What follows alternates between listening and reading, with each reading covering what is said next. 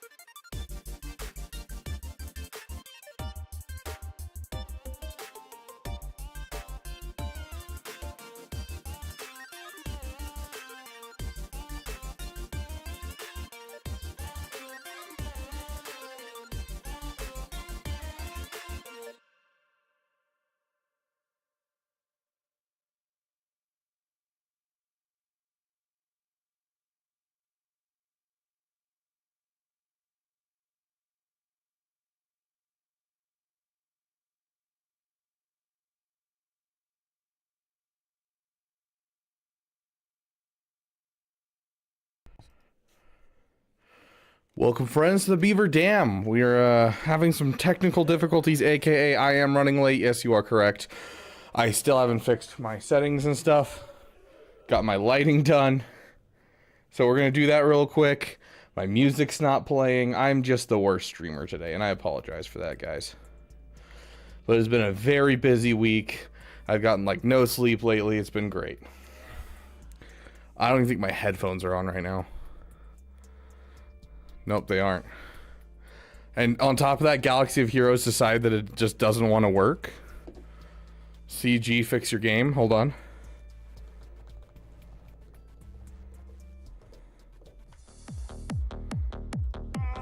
Not again! Where's EA? My game just crashed! Where's EA? Oh. What the heck? Fix! Like, EA didn't even pull up. Is the EA server down?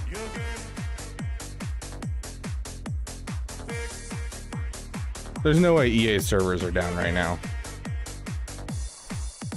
You guys have been able to log into the game, right?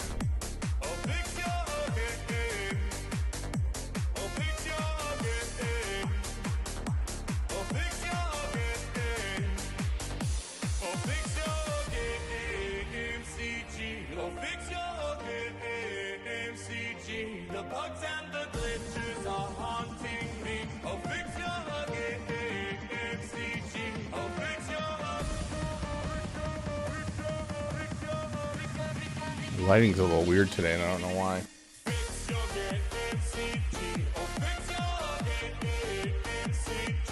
Are your servers down, down, Tatooine? Oh, fix your game, MCG.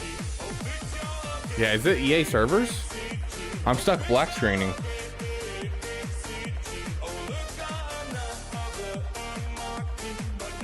Just logged in. Was working 2 minutes ago.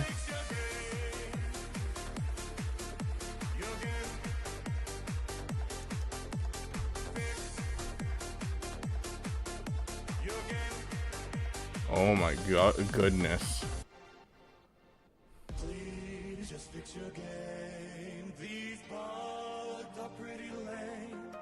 I can't log into play, but you want me to pay. Oh, fix your game, CG. That's working. It's still not. Okay, we're gonna end task. We're gonna try this again. We might have to use BlueStacks today, which would be really unfortunate.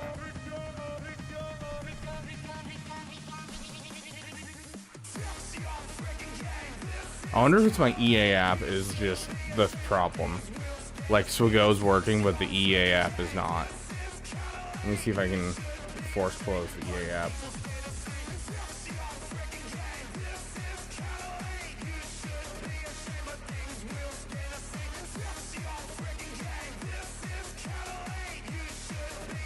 Yeah, I think it's EA.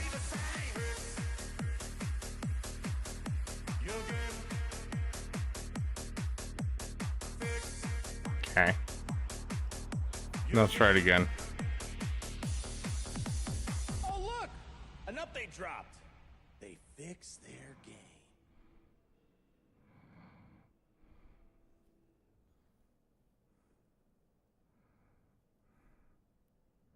There we go. Yeah, I think it was just my EA app just not wanting to be alive right now.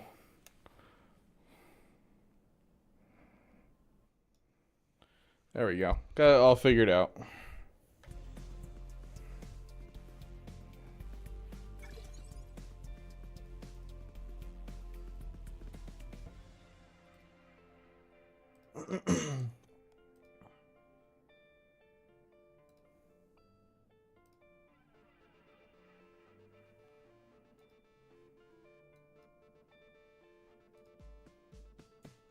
Okay. I think everything's fixed on my PC now. Camera's good.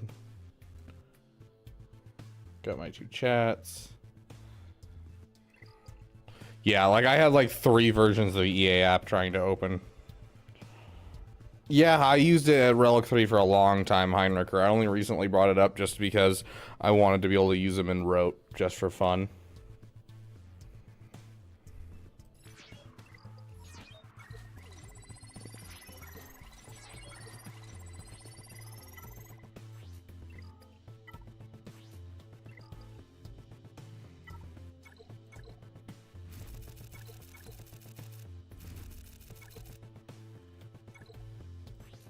I gotta start saving up for Dr. Dre. I need to look up her gear list and start working towards getting Dr. Dre done. Hopefully I can get all her gear. I mean, I'll have like 2 more raids before she comes out. So...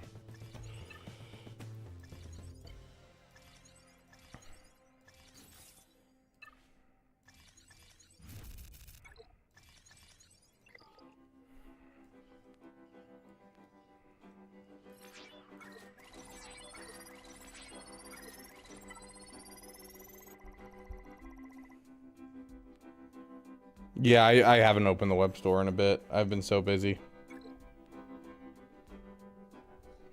Why are you breaking things? Excellent question. Managed to do tier 4 and tier 5 of the Ray event with gear 12 plus 5 Ray, 1 Zeta on her, and Zori only. Heck yeah.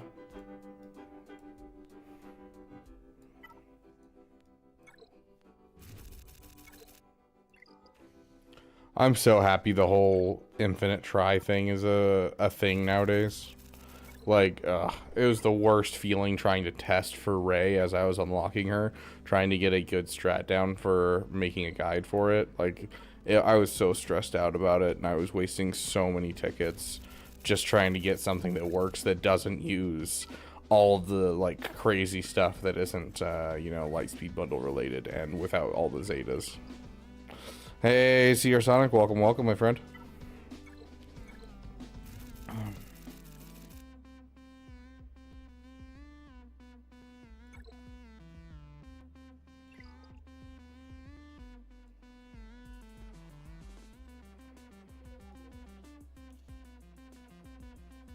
Records a guide, realizes his mic was off. I've done that one before. I did that on the JKL guide. I recorded the JKL guide, I think, 8 times total before I finally got it done and got it usable. And one of the 8 takes was I did the entire guide, which you guys know how long the Jedi Knight Luke guide is. It's like 40 minutes. And so, like, I did an entire take of 40 minutes of straight talking, and it was muted, and I turned off my PC for the night and just left. And I was just like, nope, I'm done.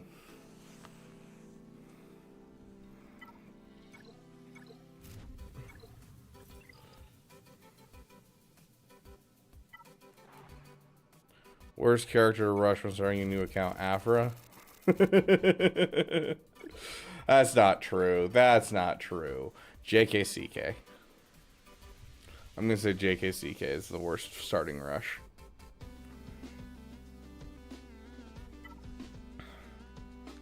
He's like, at least with Afra you can use her requirements and like do some stuff. GL Ahsoka, yeah, okay, that's fair. GL Ahsoka I could definitely see up there as well. The nice thing about GL Ahsoka, though, is along the way you can at least build up good things. I don't know. Like, the Imperial Remnant's still a good team.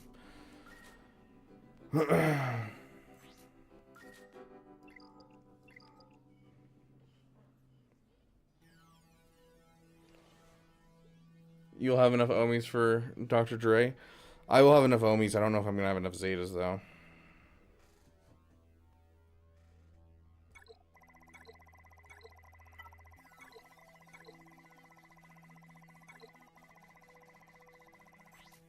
We're not going over, are we? That's going to go over slightly.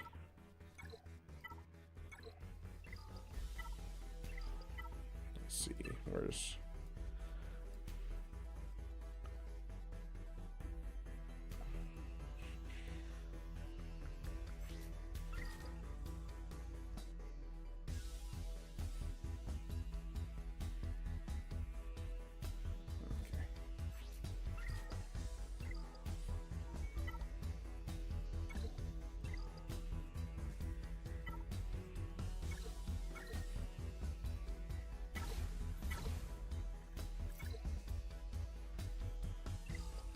They should be disqualified because they have a Conquest character.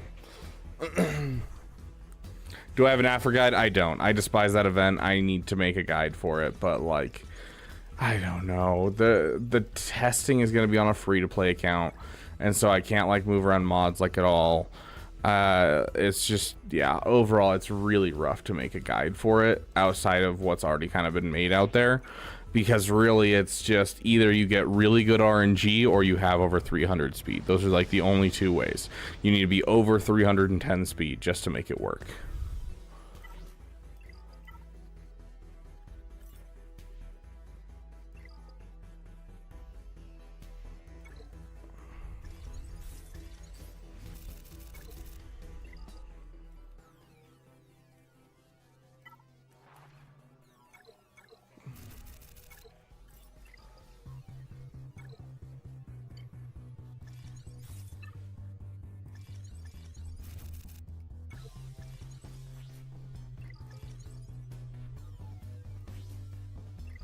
Tomorrow. Come on. Come on, sure. You want to taste it? Sorry, graphic had to take a second before we could redeem the Maritime.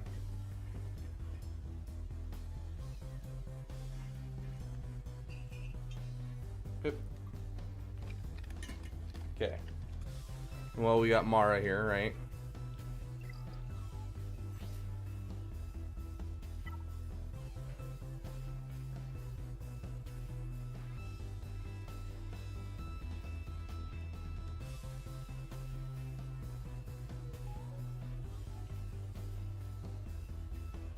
There's like one or two of these in the game. Dang, maybe there's 3. Okay, there's at least 6 of these.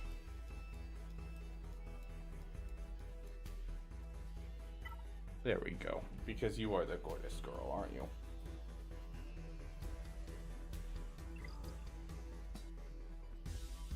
Down.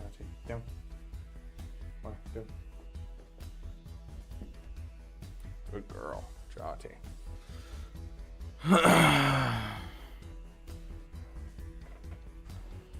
Didn't get a single offense stacking disc or the ability block one.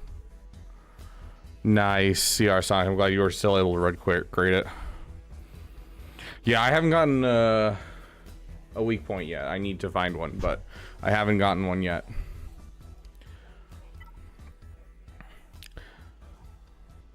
I am here and ready to panic, thank goodness.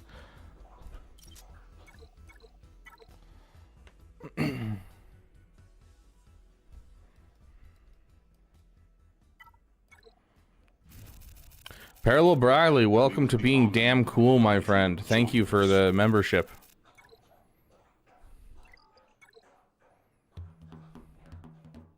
Thanks, Bobo. I appreciate it. I try. You better go for Leviathan or Profundity. Here's the problem. You're either getting a ship and betting that there's going to be a lifter, and until then it's just going to be something you can use on offense to take down Leviathan, or you can throw it on defense and it's hard to counter if you're not using meta fleets. That's basically it. Or you're going to go for Leviathan, and then you have to deal with the fact that you have a garbage fleet until you spend the 24,000 crystals.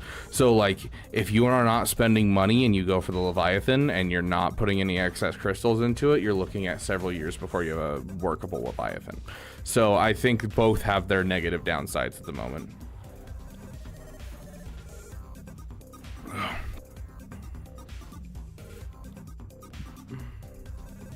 Yeah, Farrakhan Warlock. Well, welcome back, Parallel Bradley. I'm glad to have you here, my friend.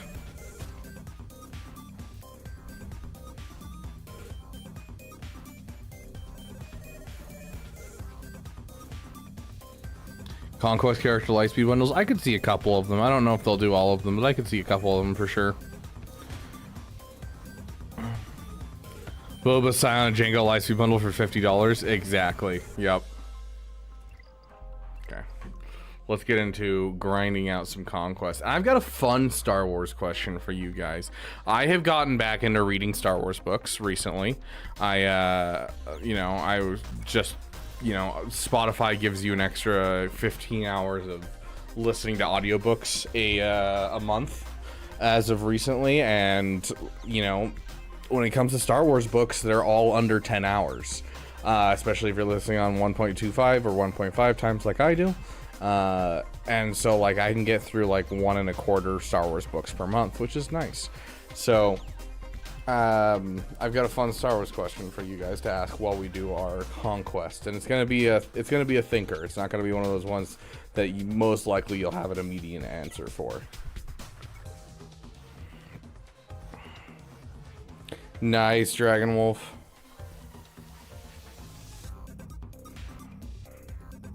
Once again, Hierarcher, I think it really depends on the account, because if it's free to play, I don't think it'll actually help. Yeah, Spotify has a good deal of Star Wars audiobooks. Hang on one sec.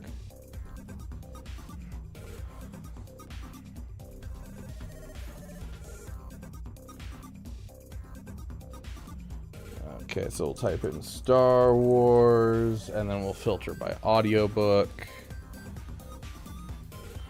Okay, Star Wars Light of the Jedi, Star Wars Shadows of the Sith, Star Wars Brotherhood, Master and Apprentice, the Revan book that takes place between KOTOR 2 and Star Wars The Old Republic, Kenobi, the Bane books they've recently added onto here. The old Timothy Zahn Thrawn books are in here. Maul Lockdown, the Force Unleashed book, the new Thrawn books, Plagueis, what is it called? The Hand of Thrawn duology is in here.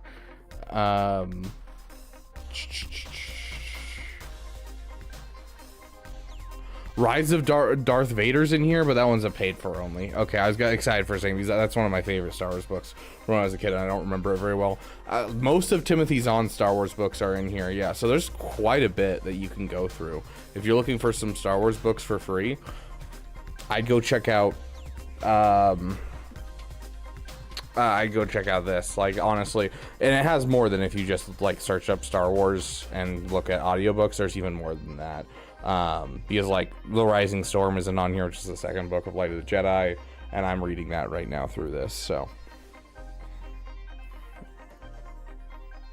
oh yeah, dude, I don't think you guys understand how busy I have been over the last like 3 weeks.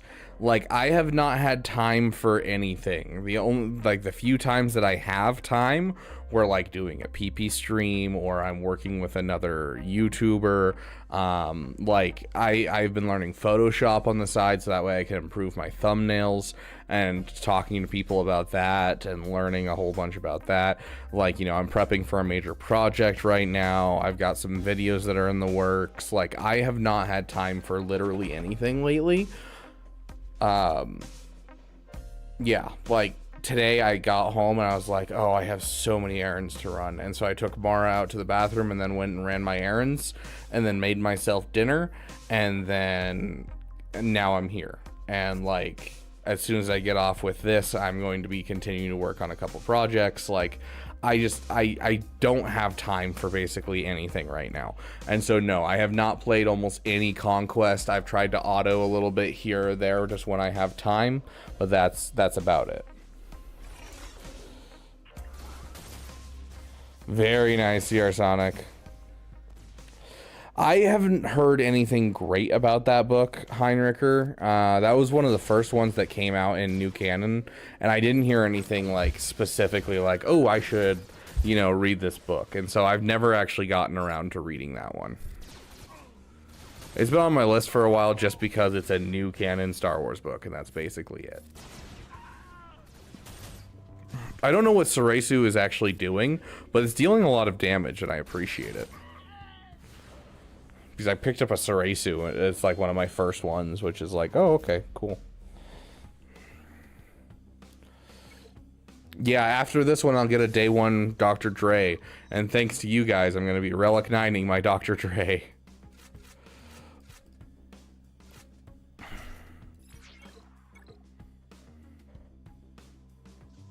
The deep Conquest question. I'm sorry, we kind of have been getting a little off topic for fun, so.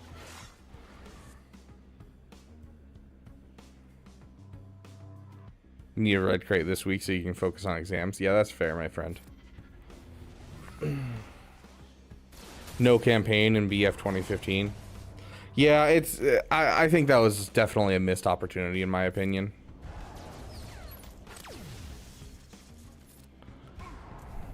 Dang, yeah, I don't know what Soresu does, but it's dealing some major damage to these characters, guys. This is great. Oh, you still have protection. I don't like that. Let's get rid of your protection.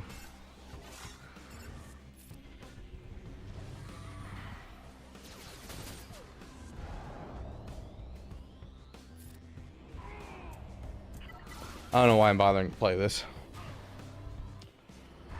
Depending on how she actually performs. Yeah, I'm gonna guess the majority of people are gonna Relic 7 to Relic 8 her.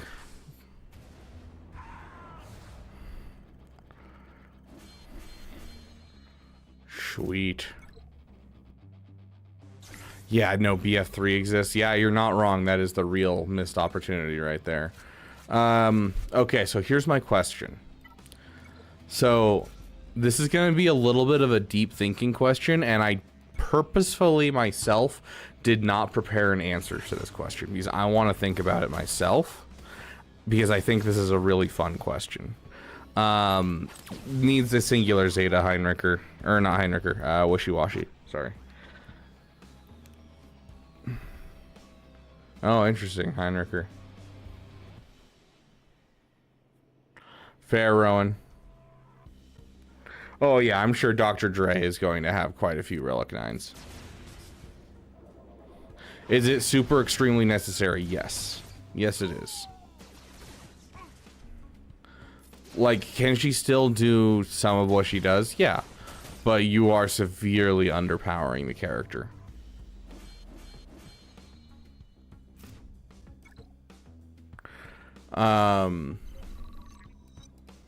So here's the question, guys. I have been reading Star Wars Light of the Jedi, and it brings up one of my favorite old canon Star Wars things that I really loved that we don't see very often in canon in general, and something that, you know, I'd like to see more of when it comes to Star Wars, and I want to ask you guys about this. So, in multiple different places, you know, Light of the Jedi being one, another good example being the Jason and Jaina books from way back when, the force manifests differently in each person, not just in the way that they perceive how the force feels. You know, to one person it may sound like a song, to another person it feels like just an energy field that they can feel around them.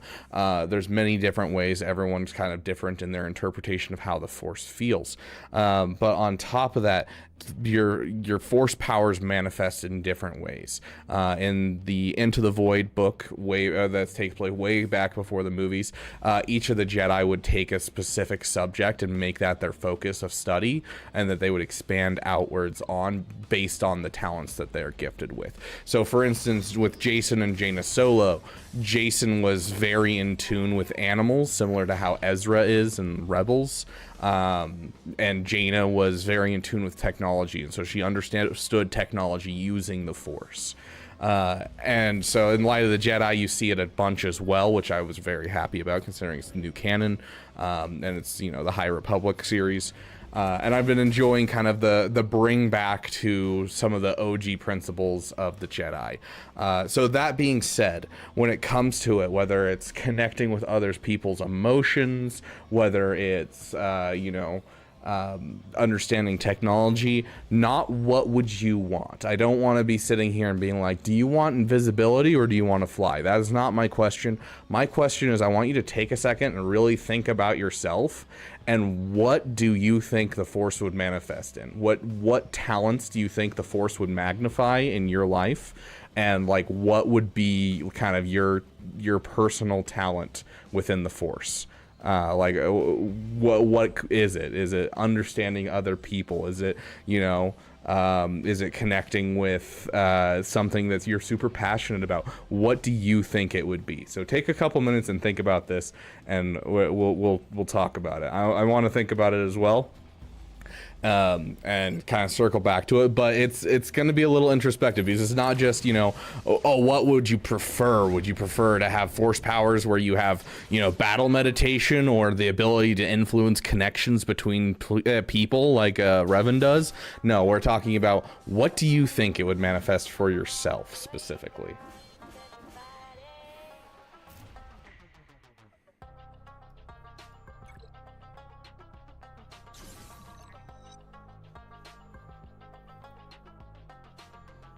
Is being an idiot a talent? No, but incredible luck, it manifesting as incredible luck could.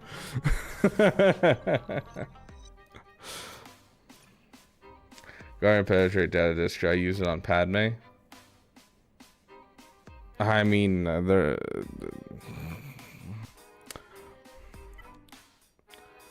there's nothing wrong with a little peepee.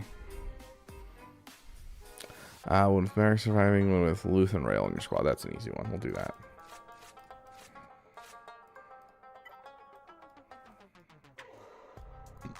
Hey, Stormpooper. Interesting. Illusions and manipulation, but specifically like shaping stories and creating things to show people. That's really interesting. Hey, Trey, welcome. Hey, Trey, the gray, welcome. My friend.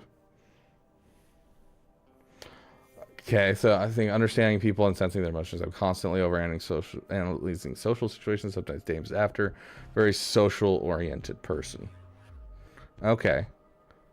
So you think with that kind of the anxiousness about other people, that the Force would be more in tune with basically, sensing where they are and kind of helping you in that, because it's such a focus. I like that. Summon Starkiller Base whenever I want. Connecting with animals and other life forms like Ezra. I think that would be I think there's a lot of people in this world that could manifest that power, because like you already kind of see it in the way that they interact with animals and that type of thing. Like, I think there's a lot of people that could end up with that type of manifestation of their power.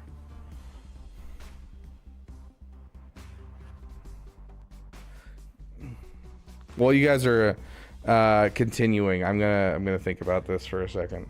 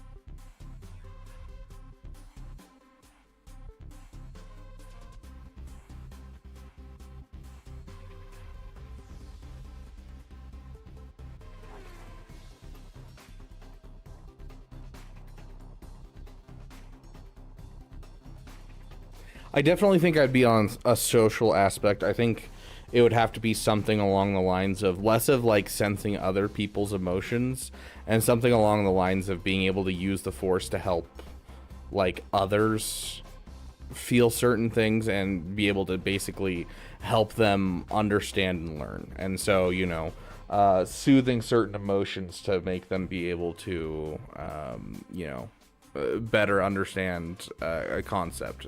You know, I think teaching is a big thing for me in general.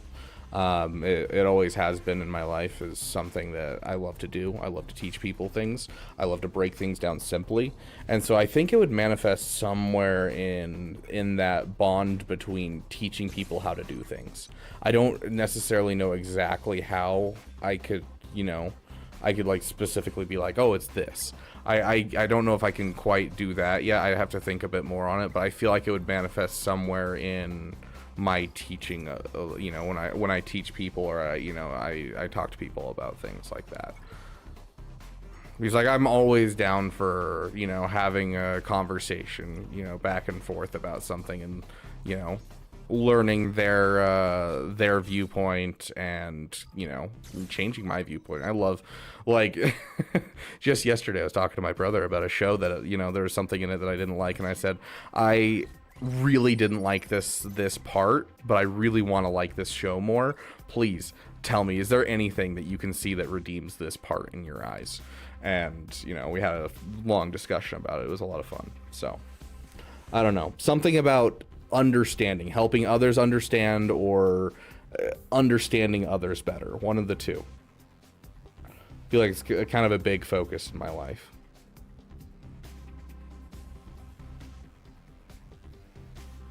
JML and C are both extremely easy events graphic.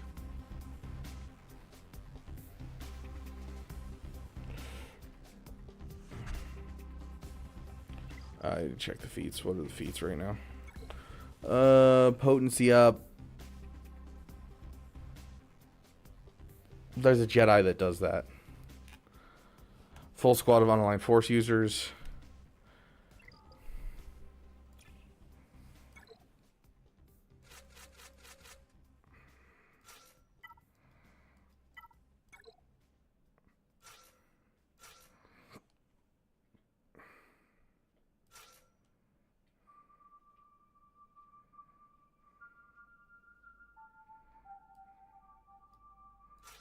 All right, he's got potency up on basic.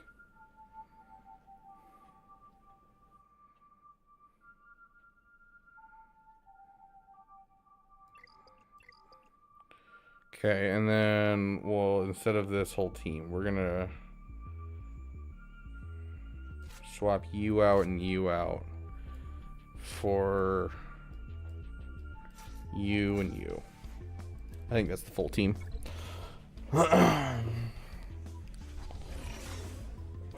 Food related, because I'm constantly eating. Ooh, that'd be an interesting one. The Force manifesting in you being able to like just conceptualize what flavors should go together and that type of thing, and basically use it to come up with new ways of cooking and making food.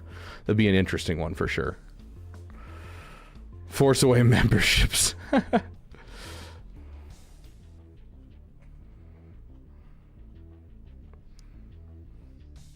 Hey Storm, welcome, welcome. The worst named Star Wars character has potency up. I don't know if I would say he's the worst named Star Wars character. There's a lot of terrible Star Wars names.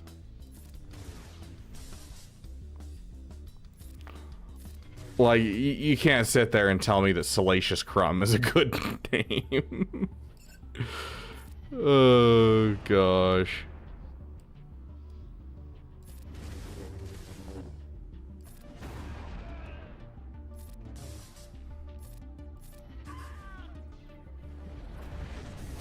Okay, that should be like a solid amount of these, honestly.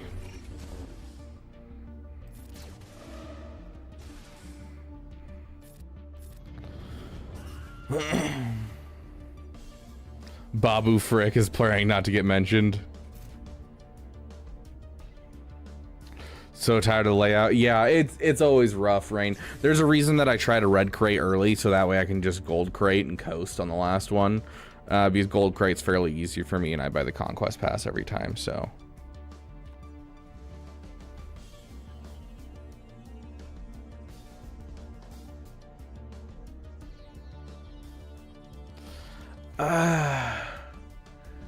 The problem with Mon Mothma and Akbar is the brand isn't there. Like, Akbar is not that interesting of a character to most people, and neither is Mon Mothma. Both are very 2D characters, even when you go and read the books. They're very 2D characters.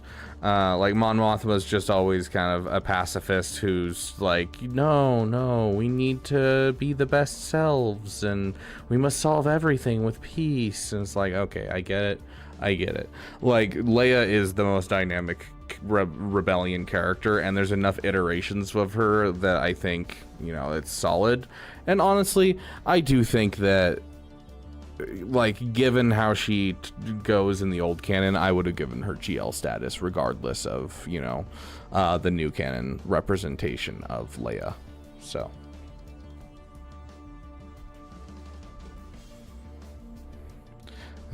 Goodness gracious, Heinricher. Being invisible to force or some chaos creation.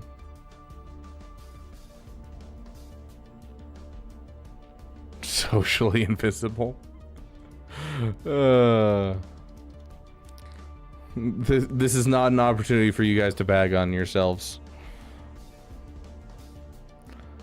Typically, these powers manifest as either a strengthening of your already apparent strengths, aka, you know, the Jason and Jaina Solo. They already like animals, they already like technology, and then the Force assists them in their greatest strength.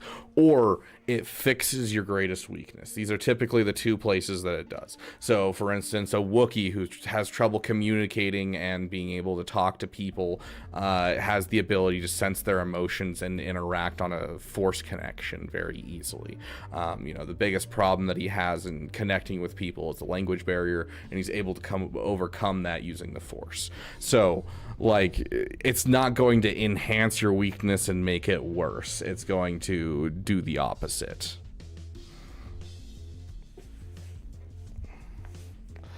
Ellen Sleazebagano. Is that an actual name in Star Wars? Thoughts on Batcher's kit? Haven't had time to look at it. If you guys want, we can look at it while I hit auto on some of these battles, because it's not like I need to play the battles necessarily. They just need to run in the background. So I can pull up the kit and I can react to it with you guys. I haven't had time to look at it.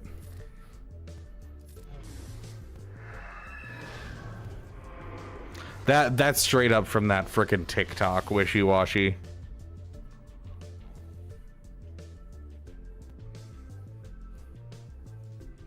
Has the worst name in Star Wars, and it's not close. Oh gosh. Hell, we're gonna look this up right now. Worst names in Star Wars, because there's so many bad ones. Here we go. That's true. The fat guy in the being named Porkins is pretty good. That's the top comment on this Reddit thread. Porkins is pretty bad, honestly. I'm gonna die, basically. Yeah, I'm a Gundy. Oh gosh. I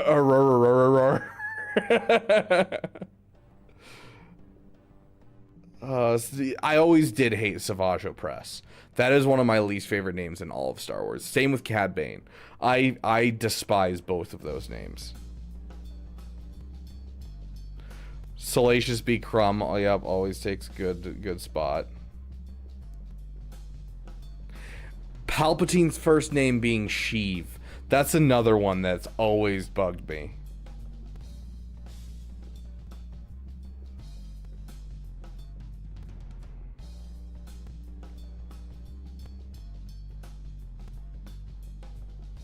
Oh my gosh, all of the stereotypical Star Wars names also hurt my soul a bit. Like Luke Skywalker, sure, but like Loden Greatstorm, is like such an over-the-top ridiculous name.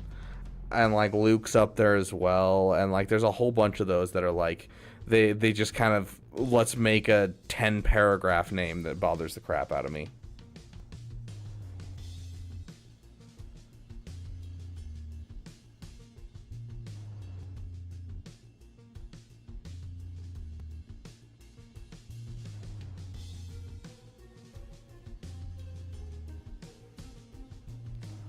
Anyways, Shmi, yeah.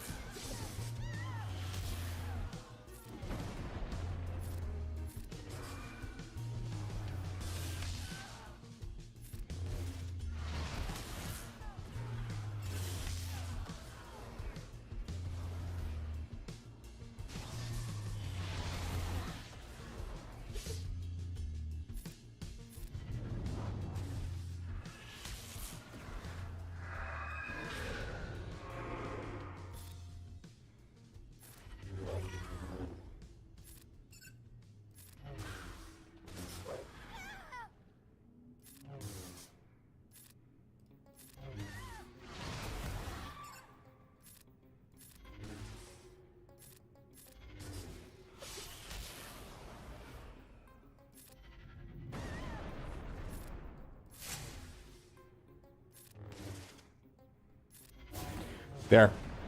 No tickets wasted. What's my disc setup? Oh, it's garbage, dude. I just got out of Sector 1. It's literal garbage right now. Guard and Penetrate, Sarasu, Stun Exhaust, and Amplify Agony. Like, it's literal flaming garbage right now.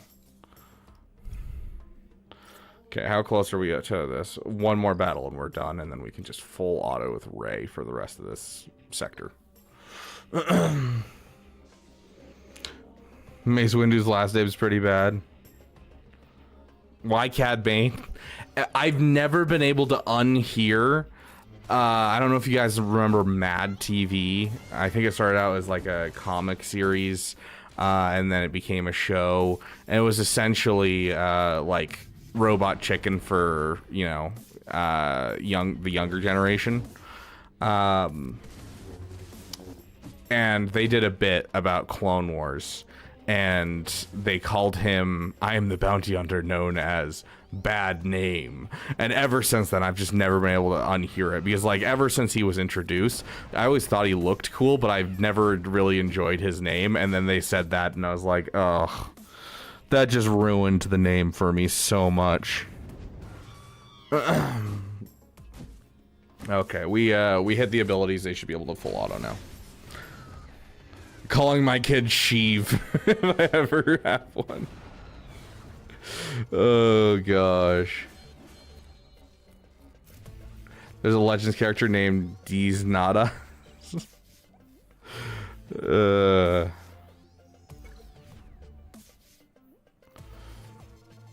Okay. Now I just need to do light side unaligned force users and dark side unaligned force users. So let's go with light side first. Okay, so we're gonna do Ahsoka and then Rey. No, I'm kidding. Rey, Cat, you, and you. We're missing someone. It's that. There we go. That should be able to full auto basically through all of this. Harness Starkiller to run Starkiller base. Starkiller is one of those ones that I don't think we'll ever see, and if we do see, everyone's going to be very upset about it, which is sad.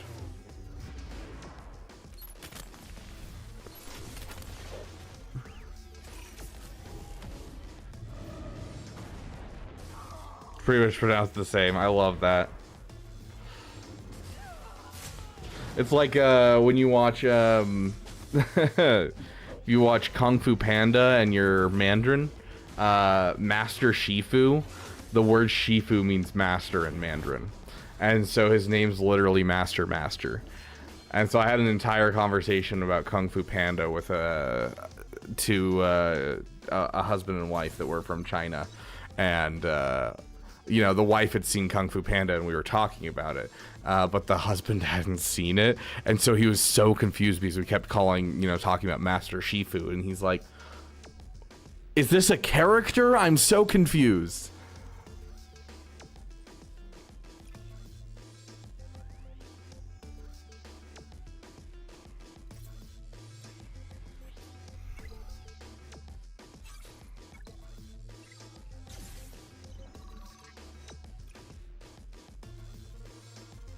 Is it not light side Ufu?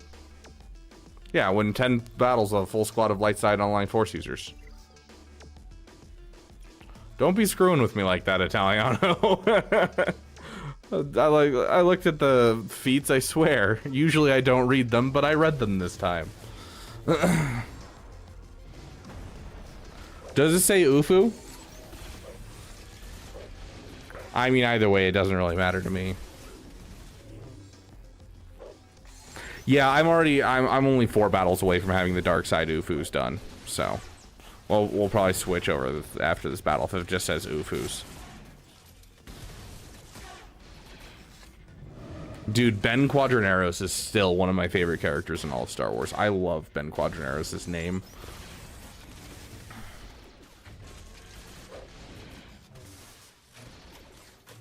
Yeah. Yeah, I don't know about the whole, I don't like the idea of translating names over. I think they should stay, you know, what they were originally when it comes to like translations to other languages.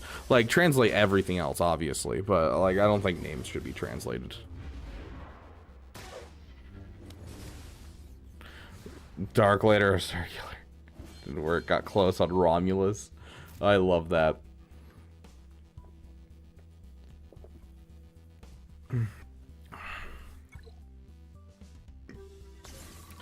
Yeah, I've already decided whoever my wife ends up being has to be okay with taking the last name Beaver, and naming our first child Rabid, and I will call him Junior. So it is decided. Yeah, unaligned force users. Okay, let's switch to Inquisitorius. I don't know how much stamina they're gonna have. I mean, it was a while ago that I played. It's been like 24 hours. Space Marine 2 in German, same thing. I haven't watched, or I haven't played Space Marine 2 with German. Hux's speech is fire in German. I've watched it. You can find it on YouTube. The ATM machine or the chai tea, yep. Bro, if time is money, then does ATM stand for a time machine?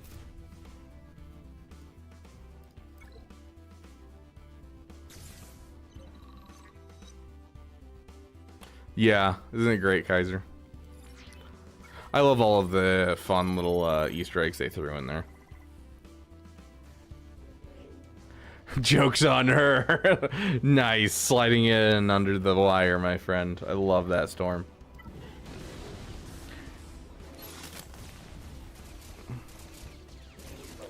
Robbie, just to be unique in the spelling.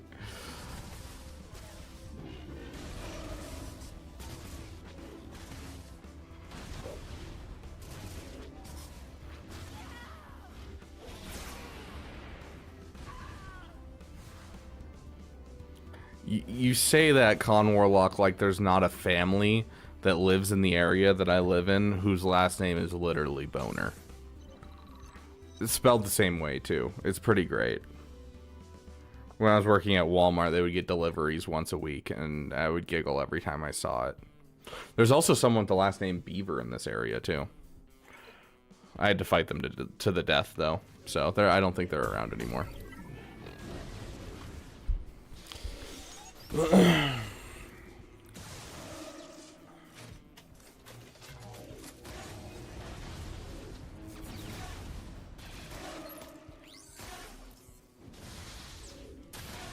Here's a question for you guys. What's your guys' favorite Star Wars book, if you've read any of them, of course? Because, you know, I know there's a lot of people out there that haven't watched or haven't read the Star Wars books. You know, it's not for everyone. But I'm kind of curious what your guys' favorites are.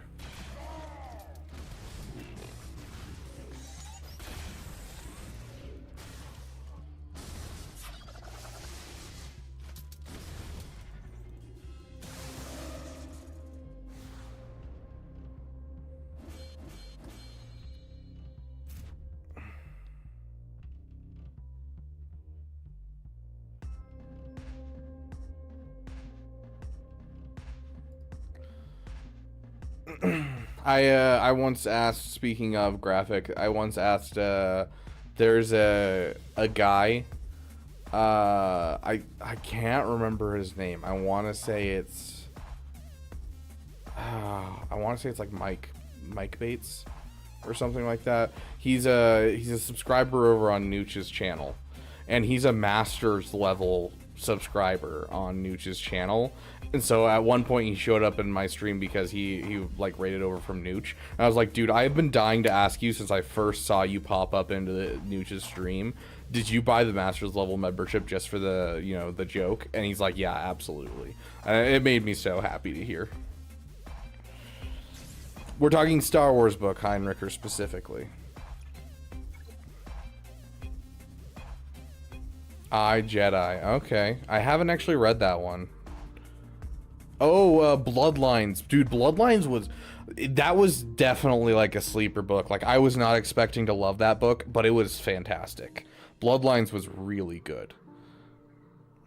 Tales of the Bounty Hunters. Okay, okay. One of these days I'll go back and reread the Bounty Hunter Wars or whatever they're called, because like it's been so long and I was so young. Oh, I know. I don't recognize non-Star Wars books. Oh, gosh. Let's see. So, both old canon and new canon were my favorites. Ooh, one of my favorites from old canon... it's hard for me to say old canon without me, like, going back and rereading them is the thing. Because it's been so long since I've read a lot of them.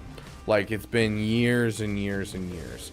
But I loved the Choices of One book. It's by Timothy Zahn, and it's about like a squad of stormtroopers who defect, and they don't necessarily join the rebellion. They're just, you know, it's between episode 3 and episode 4 or something like. No, it's like between. Yeah, it's somewhere like towards the end, towards episode 4 or midway through 4 through 6. I can't remember the exact timeline. But it's about these stormtroopers who basically take a ship from like an ISB operative, and they just go around trying to do good because they recognize the Empire as being bad and they want to, you know, be better. And I really enjoyed that book. It also had like little snippets where it would go to Thrawn's perspective as well as Mara Jade's perspective, as she's the Emperor's hand at the time. And I really enjoyed that series, that book. So without rereading things, I want to say that one. I really like. Is it Choices of One or is it Allegiances? I want to say Allegiances is the first one, and that's the one I'm thinking of. Then Choices of One was the sequel to it. Can't go wrong with Thrawn. You're not wrong, but which Thrawn is the question, Storm? Which Thrawn? Because there's Outbound Flight, there's the Hand of Thrawn duology, there's the Thrawn trilogy, there's the new Thrawn trilogy, there's the prequel trilogy, the Ascendancy trilogy, and then, you know, he shows up in a lot of different stuff. The choices of many. Read a bunch, been struggling to stay locked in when I read now. 4 chapters in the first Heir to the Empire book, though. Heck yeah.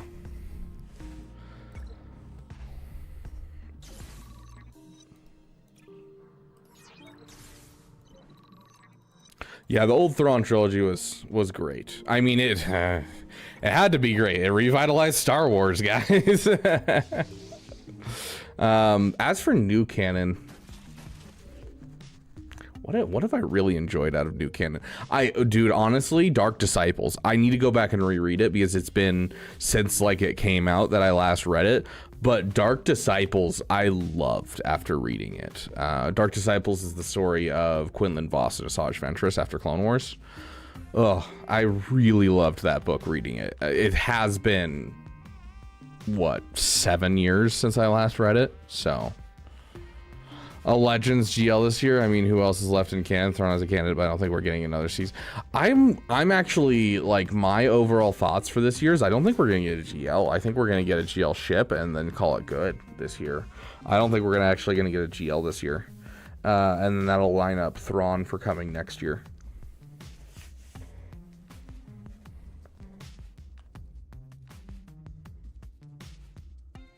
Oh, that's interesting, right, Rain? I like that concept. Very interesting. Okay.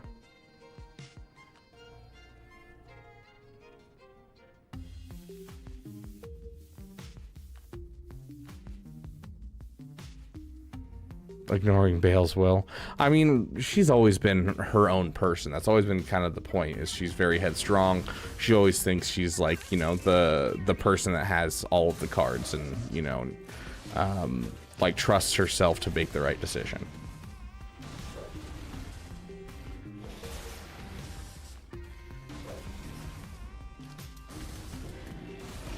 Yeah, honestly, you're not wrong, Jared. Or at least the budget for Star Wars Episode 1 would have been much less and probably wouldn't have... It would have probably been a worse movie.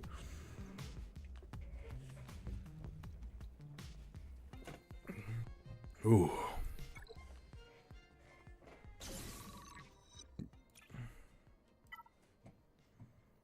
Yeah, I'm not doing either of those right now. Okay, let's see.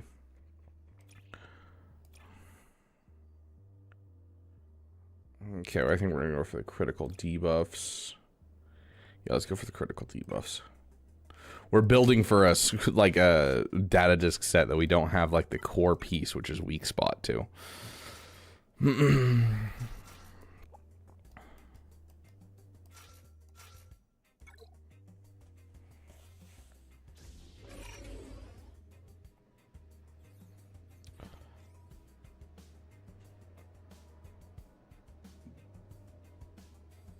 Dude, like, okay, so if you do a bad guy really well, where you like where the reader absolutely hates them, I think it's always a wonderfully well written character.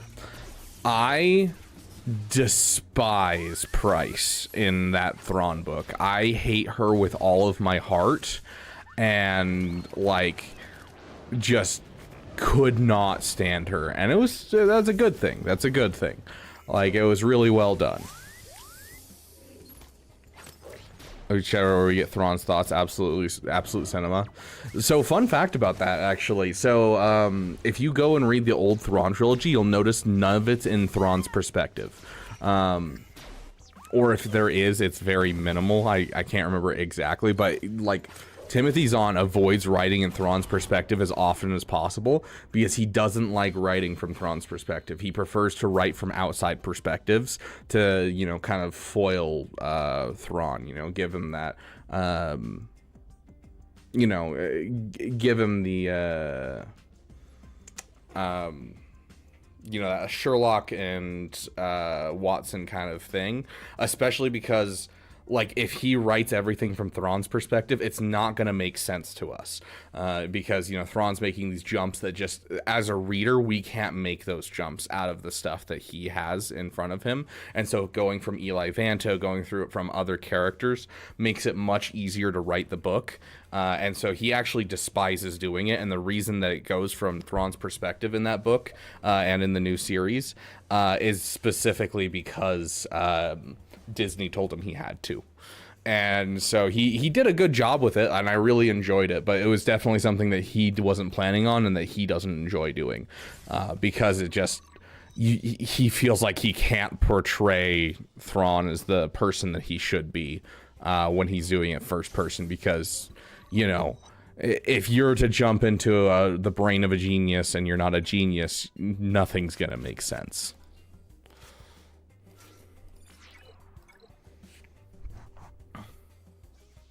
Do I like Price more in Rebels? No, I don't.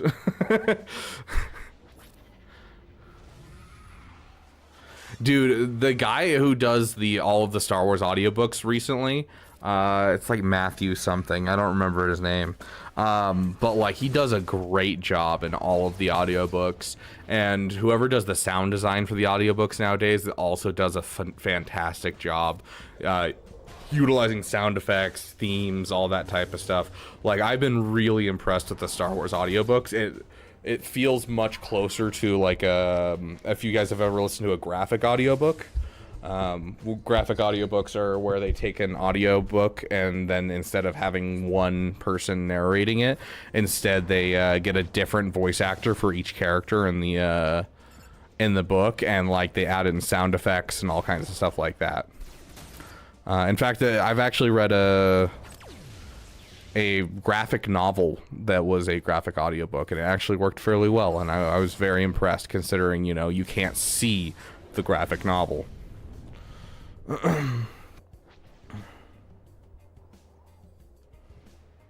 Special edition releases in the 90s making $500 million in theaters plus home video sales also had a lot to do with the prequel trilogy getting made.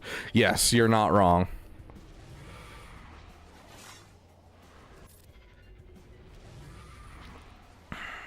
Very nice burrito. So I like to hear.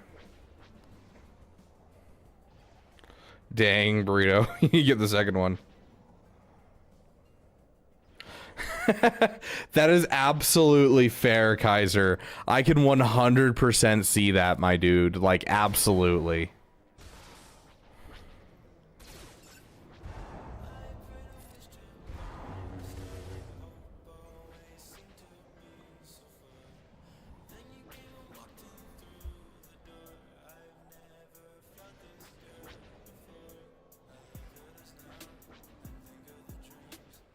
Yeah, first-person Sherlock is another one that just really doesn't work.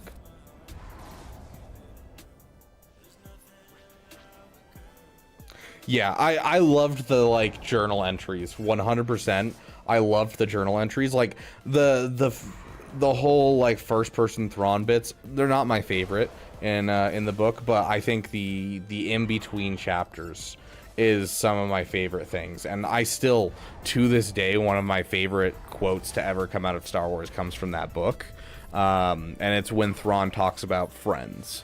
You know, what about friends? They're rare, but you know, when you're lucky enough that you cross paths, you know, it's an amazing time, but inevitably they will go away.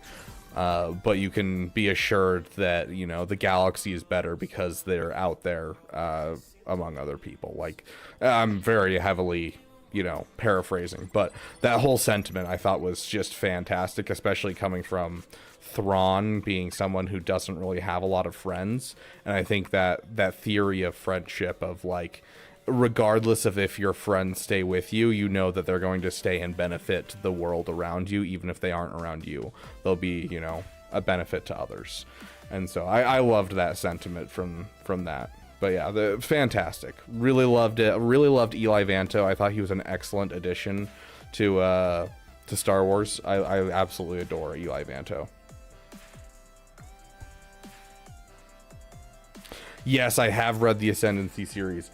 And it makes me really sad to go forward with the Ahsoka show, because I know that none of the motivations and none of the things talked about in the Ascendancy series are really going to be things taken into account going forward, especially considering as of September, they still hadn't brought in Timothy Zahn, like they said they were going to be a consultant. So...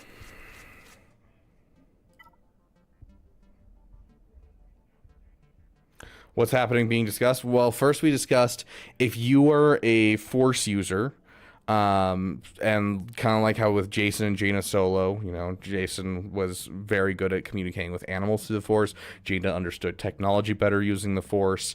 You know, going through, you know, all those different characters and the way the Force works differently in each person. What would be the way that you would work with the Force? Not what you want, but rather like what strength would be strengthened by the Force to help you become even more, you know, yourself and more unique unique, or what weakness would the Force help shore up, because that's usually the two ways that it manifests. And then we've been talking about our favorite Star Wars books while we do some Conquest. So, dude, yes, the Return of the Jedi graphic audiobook with are you talking about the one with C-3PO as the narrator? Because back then the actor for C-3PO would literally do everything. He like literally one-man banded doing Star Wars stuff. Like he single-handedly was just like doing everything. I have not had time to look at Batcher's Kit Apple E. We can look at it during the stream.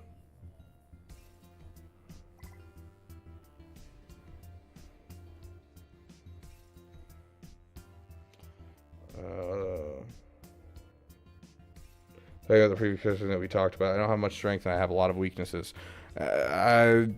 Yes, that is being human, Alex. So that kind of difficult to think of how it would work. I think maybe some sort of force that lets me visualize easier sorts of maps inside my head with numbers and reading maps. I don't think I have more strengths. Okay, so, you know, being able to basically visualize and conceptualize things inside your head using the Force. Interesting.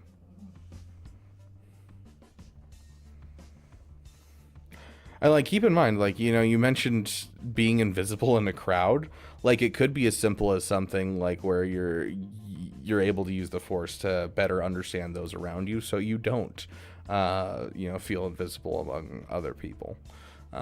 You know, there's a lot of ways the Force can influence you, and it's usually almost always either shoring up a weakness or improving a strength.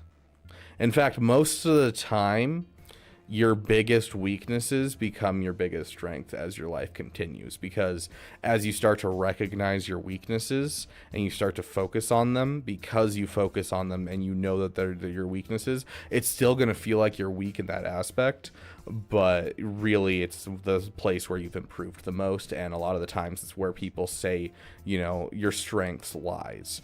Like for the longest time I was terrified of public speaking, and you know, I hated doing it, and teaching was terrifying to me, and you know, I'm always so nervous going into teaching something, and like, you know, talking about a topic and that type of thing, that I put a whole bunch of extra effort into research, into, you know, trying to cover all of my bases.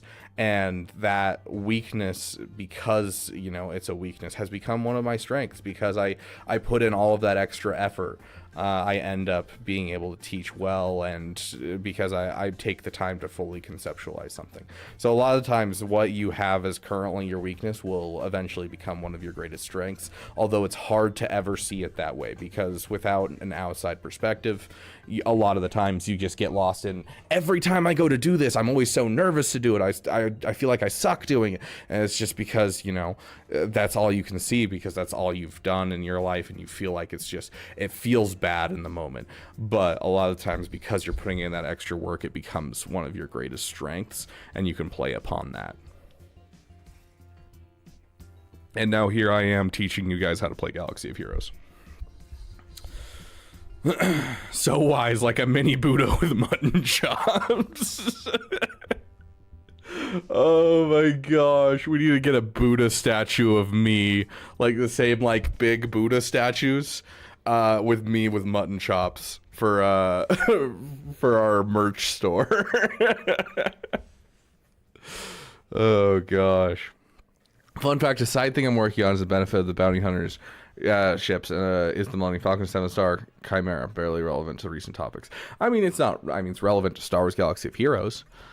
Yeah, like that's one of the nice things is like people are always like, you know, oh, should I go for profundity or executor? I'm like, well, if you go for profundity, or you're gonna have to build towards executor, because you need the bounty hunter ships to get, you know, Millennium Falcon, and the Millennium Falcon is going to lead to Chimera. Chimera will take other extra ships from executor and do more, and so like it really works really well. So even before the nerf of profundity, it made more sense to go for executor first. Who are we facing? Ewoks, and we need light side Ufus, just because that's a team I have. You. Love you too, Storm. This Discarding book lore is why I stopped reading them. That and Legends of Luke book in that's the Legends of Luke. Wait. Yeah. And the Legends of Luke book in that I'm not understanding the English of this. I don't know if I'm emphasizing the sentence wrong. Are you referring to a specific book about Luke that you didn't enjoy? Because like I thought Dawn of the Jedi was good. I feel like it was a little shallow, but it was good. The one that explains episode 9, I've tried 3 times to get through and I just can't. Or are you just referring to the difference between old Legends Luke and new canon Luke? Because the difference is, you know, stark, obviously.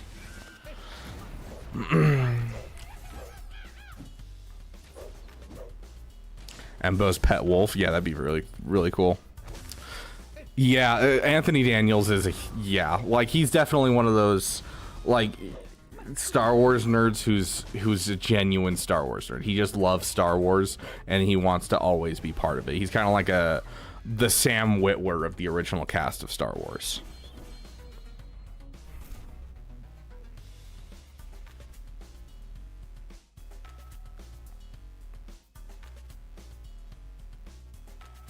Chris Traeger as a Jedi. Stop pooping. I don't know who Chris Traeger is.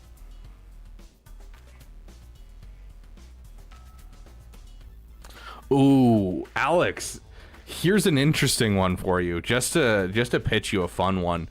I was like just sitting here kind of, you know, going through chat, obviously. And I glanced back over. Good with numbers. In the Star Wars universe, it'd be interesting if the Force manifested and you having the ability to conceptualize numbers so well that you could do like hyperspace coordinates without a nav computer. Like you could be able to calculate that and basically do jumps to light speed, and so you'd be able to basically help pioneer hyperspace routes. Be really interesting. You know, Chris Traeger. I don't know names, guys. Like, I barely know the Star Wars actors' names, and those pop out of my head all the time. Like, I'm terrible with names in general. Like, I remember you guys. I remember random facts, but like you tell me an actor name, a famous person, pff, gone. I got no idea.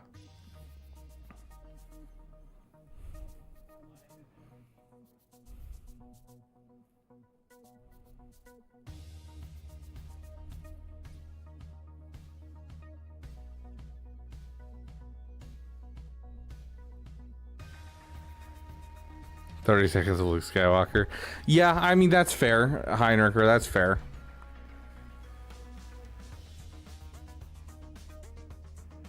I do think that, to be fair, as to your other thing, the disregarding book lore, I think we've never been in a better spot for book lore. We've never been in a, like, you know, we've never been in a spot where we can see Cortosis on screen, right? We've never been in a spot where, you know, we can have things show up that have only shown up in books.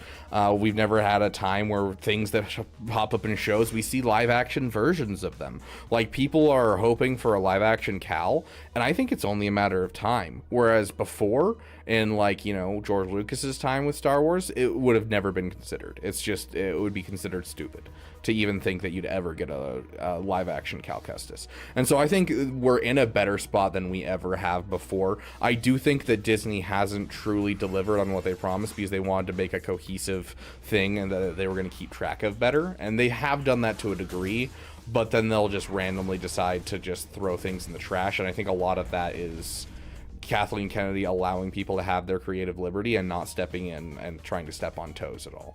And I think that allowing of creative liberties has caused some problems among the canon in Disney.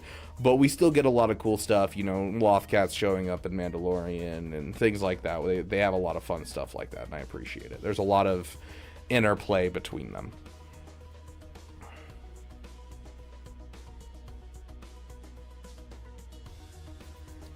How does the download mechanic work with Profundity and Outrider? I honestly don't know. I don't know offhand. I know that Profundity's ult is based off of critical hits, and that's about all I know about the kit, because I haven't unlocked the ship. I just know I need to prevent critical hits, and I need to shut down assists to be able to take down the fleet. So give me like 2 months and I'll have Profundity in my roster and I'll be able to help you more with that. But hopefully someone else in the chat will know more about the download mechanic and be able to explain it to you, Shackdag. Yeah, okay. Character from Parks and Rec always uses literally and is always positive. I never watched Parks and Rec. I could not get into Parks and Rec. I find a lot of those shows rough. Like even watching The Office, I watched quite a bit of The Office, but I just never like. I don't know. It's a show that I watch in the background. It's not one I can sit down and just watch and enjoy. And those types of shows are not something that I'm like super interested in. Here, I'll just throw this on auto. I'm sure you got this, Sith Eternal. Chris Traeger. Okay, yeah. What is this game's name? Rob Lowe or whatever his name is? Yeah, Rob Lowe. Okay, yeah. I know who you're talking about. But yeah, I don't know. Like, I got through How I Met Your Mother, but that was because I was working on stuff for this YouTube channel, and that's the only reason I made it through How I Met Your Mother. I'm just not a big fan of, you know, those shows that don't have necessarily a huge point to them, and they're mostly just entertainment. Because there's so much entertainment in this world. There's so much that you have to be willing to pick and choose. Otherwise, you're always going to have content and you're never going to get to the truly good ones and what you will truly enjoy. And so, I don't know. They're not really my style. I enjoy them, especially watching with other people and friends. I think if you're watching like a show like Superstore or Parks and Rec with friends, I think that is good. But when it comes to by myself, it's just not something I'm interested in. Perceive the fourth dimension. You'd revolutionize science. Yeah? There was a Jedi in the High Republic book that I was reading. And I love this character because his whole shtick is that the council doesn't really trust him because he doesn't like using the Force the same way more than once. And he's always trying to find new ways to use the Force. And so it makes for some really interesting stuff. And so, like, you know, he's sitting there and he needs to cool off an area because the area is, like, getting dangerously high levels of heat. And they're outside. And so he uses the Force to lift up all of the heated air into the sky. So that way it'll then, you know, cool off, and then all of the vapor that's in it will start to cool down and basically causes a storm just by basically using the Force to lift the air up. And so I love that idea of, like, taking the Force and influencing things that just, they're not something anyone would think about, but like using the natural forces of, you know, how a weather system works. He's able to basically call in a storm, not because he's some super powerful Sith who's calling in a evil storm, but no, he's literally just using the natural way that a world works to use the Force to be able to cause a storm or cause rain that will then cool down the area that he's in. And I'm like, that's freaking cool.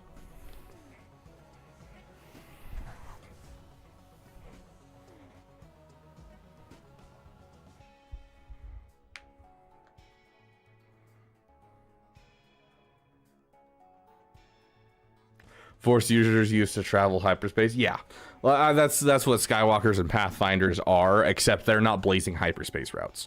So there's something called hyperspace prospecting, and so essentially, I want you to think of the galaxy as we know it, the Star Wars galaxy. There's hyperspace lanes between the different planets. Those hyperspace lanes are there because those are safe passages. There is no debris. There is nothing along that path that's going to cause you to crash. And so that's why you can make it along those paths, and why certain planets only have like one hyperspace lane, even though they're close to like 7 other systems. They only have one hyperspace lane out of their system. That's why in, you know, episode 5 they have to escape from Hoth directly past the Imperial ships instead of just flying along the ground to the other side of Hoth and then leaving that way, because they have to go through the hyperspace lane because it's stable. They know that they won't explode going that direction. And so the only way to successfully navigate is to jump by jumps. You're doing little jumps just to basically check in front of you, then jump. Then you check your next distance and then jump. And so hyperspace prospectors are basically people who would find hyperspace routes that are stable hyperspace routes, and then they would sell that data. And so it's not really a thing in Star Wars today because all of the hyperspace routes are established at this point. But it was a thing, you know, way back when.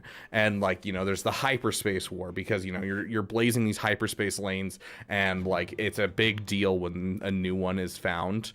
For instance, there's an entire arc in one of the Clone Wars seasons where they're fighting over Jabba because Jabba knows of a hyperspace lane that goes from the outer rim to the inner rim, and so they're kind of like competing for Jabba's attention to get this this hyperspace lane. I believe that's actually the story of the movie. I don't remember, but you know, like hyperspace lanes are vitally important because they're stable ways to getting across the galaxy. Whereas when you look at Thrawn's people and the chaos outside of the galaxy, the reason the galaxy doesn't continue to expand, you know, that they don't travel outside of where they already know the galaxy, is because you start to get into the chaos, which is things moving. There was a whole bunch of supernovas and stuff that caused all kinds of debris to go around, and so there's never stable hyperspace routes. What's stable today is not going to be stable tomorrow. And so, you know, it constantly changes, and so they have to rely on Force users to be able to push them through those sections, because Force users, instead of jumping, then calculating, jumping, and then calculating, instead they can just go, and then when they feel something that they're going to crash into and using the Force, they pull out a hyperspace, adjust, and then keep going. And so they don't have to do any math. They can just kind of just go by the Force. And so, yeah, that's kind of the overall idea. The TLDR, I guess, I don't know, it was kind of long, but the TLDR of hyperspace and how it works.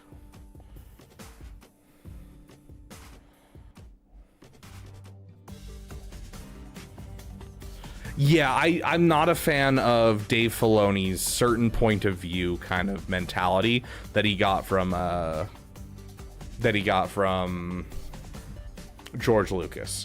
Like, I feel like everyone else is kind of trying to be cohesive, but Dave Filoni's kind of like, oh, but, you know, it's fine if I do something that upsets the canon because it's from a certain point of view. It's told from a different perspective, and so it's a different, and I don't like that. I don't, especially in the, like, in what they've been trying to do with Disney. I think it just doesn't fit very well.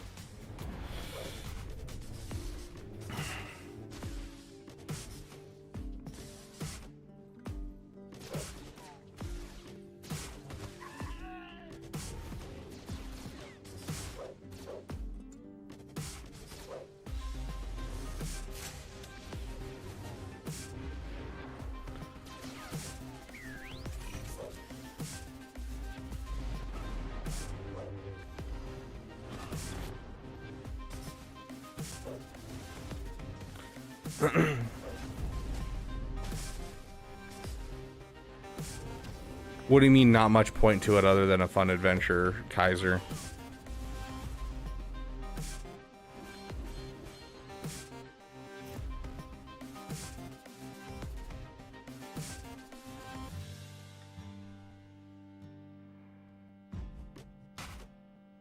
See, I don't know. I don't like... I think we just need to get away from doing stories about the main characters. That's the problem that I'm running into, is like... You've pissed off so many fans by making these stories, and so many of them have been misses. Stop trying. Just stop trying. If first you don't succeed, try again. But if you don't succeed 4,000 times in a row and you lose a couple $1 billion, maybe reconsider. Just maybe.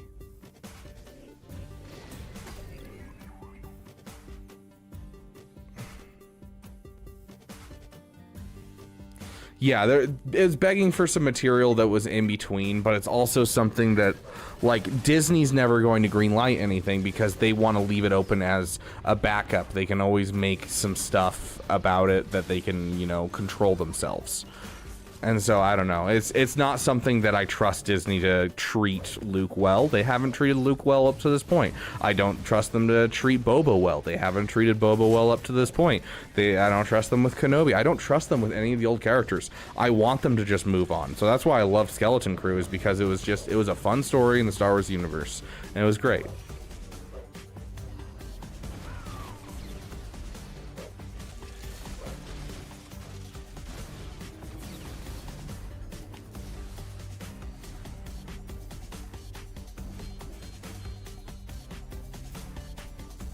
How was the GAC payout? I don't know. Did I get GAC payout?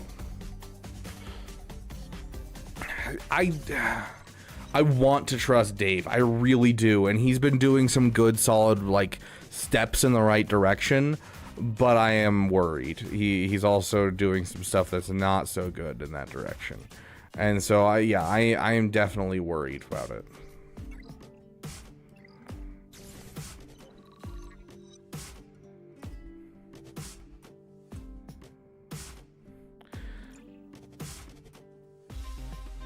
No important characters connected to it. Who cares? Like, if this is the example I keep going back to. If I say Cal Kestis is considered an important character. Who was he before Jedi Fallen Order? Nothing. He didn't exist in canon. The longer that they just sit there and sit on old stories and keep reusing the characters, the more that they're going to make it so that way they can't expand outwards and make new strong characters that people enjoy. Like, you need to be able to make a character like Cal Kestis. And so, like, I don't think we needed anyone in Skeleton Crew. In fact, I think it would be stupid if we got, any type of like cameo from any of the main characters. I think it would have been stupid. I think it was great being just a standalone show and just being a fun little thing in the Star Wars universe. Like, one of my favorite things that has come out of Star Wars in the recent years is the 9th Jedi episode of Star Wars Visions. I thought it was such a fascinating and cool concept of, like, you know, hey, you know, flash forward a couple thousand years, the Jedi have gone extinct, someone's figured out the way to forge lightsabers and wants to refound the Jedi. At the same time, the Sith are kind of being refounded. And so, like, these people that don't necessarily know the full precepts of the Jedi or what a Jedi is supposed to be have to kind of learn what the light side is and, like, refound the Jedi Order. I thought it was a really fascinating idea, and I'd take a whole show of it, 100%. So, like, yeah.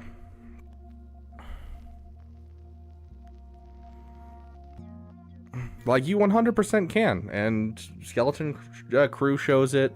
Mandalorian Season 1 shows it. Like, do you know how good Mandalorian Season 1 was? Like, there are people out there who are like, Mandalorian Season 1 is apex Star Wars to them. Andor. Like, Andor is just a random character that someone came up with. It has no connection besides, you know, I guess it sets up for episode 4, but you don't see, you know, Leia in any of Andor. You don't see Luke in any of Andor. Andor is just its own self-contained story, and it's great. It's fun, and I love it. I don't think that there needs to be a cameo in every show. There doesn't need to be all this stuff. In fact, I think season 2 of Mandalorian was partially ruined by that. Every single episode was trying to set up for a new show, and so it just felt like the entirety of Mandalorian season 2 was just dedicated to starting other shows instead of actually telling the story of Mandalorian.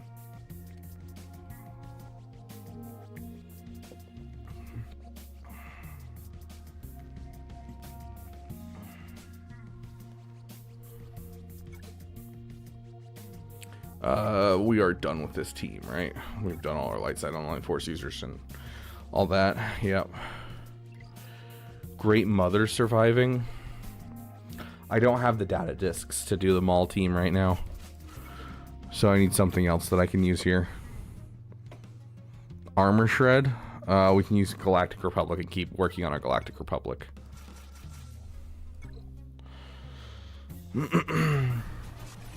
Yeah, I feel like, I don't know. I was really actually hoping, which it's a small hope, right? It's a small hope. But I was hoping it was going to be Ezra that shows up during that sequence. Because, like, we knew someone was going to show up and it was going to be a big name. Like, we all kind of figured that. And so I was kind of hoping for Ezra. But yeah, that whole second season is just, I don't know. It's just cameo after cameo.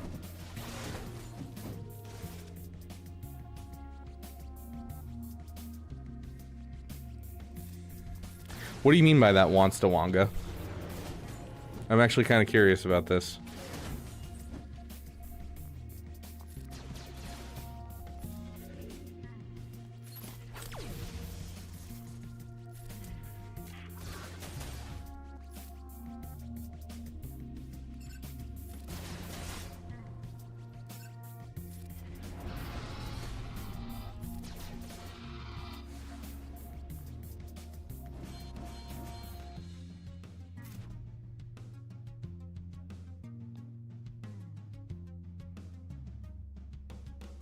I mean, it's not like he was the main character. He was, you know, a side character. Jin was supposed to be the main character of Rogue One.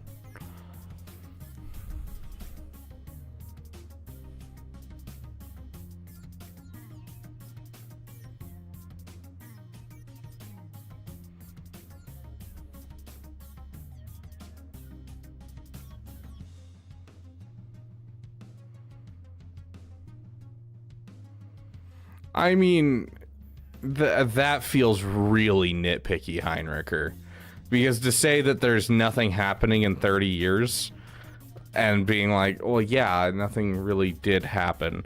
I do think that, you know, going forward into things like the Imperial Remnant, specifically Thrawn's side of things, I think that could be considered a break there. But, like, you know, Moff Gideon is such a small thing. It's literally affected a couple planets and the Mandalorians, and that's it. It doesn't really even scratch the surface of what, you know, the New Republic's dealing with. So I don't know if I would say that feels very nitpicky to me.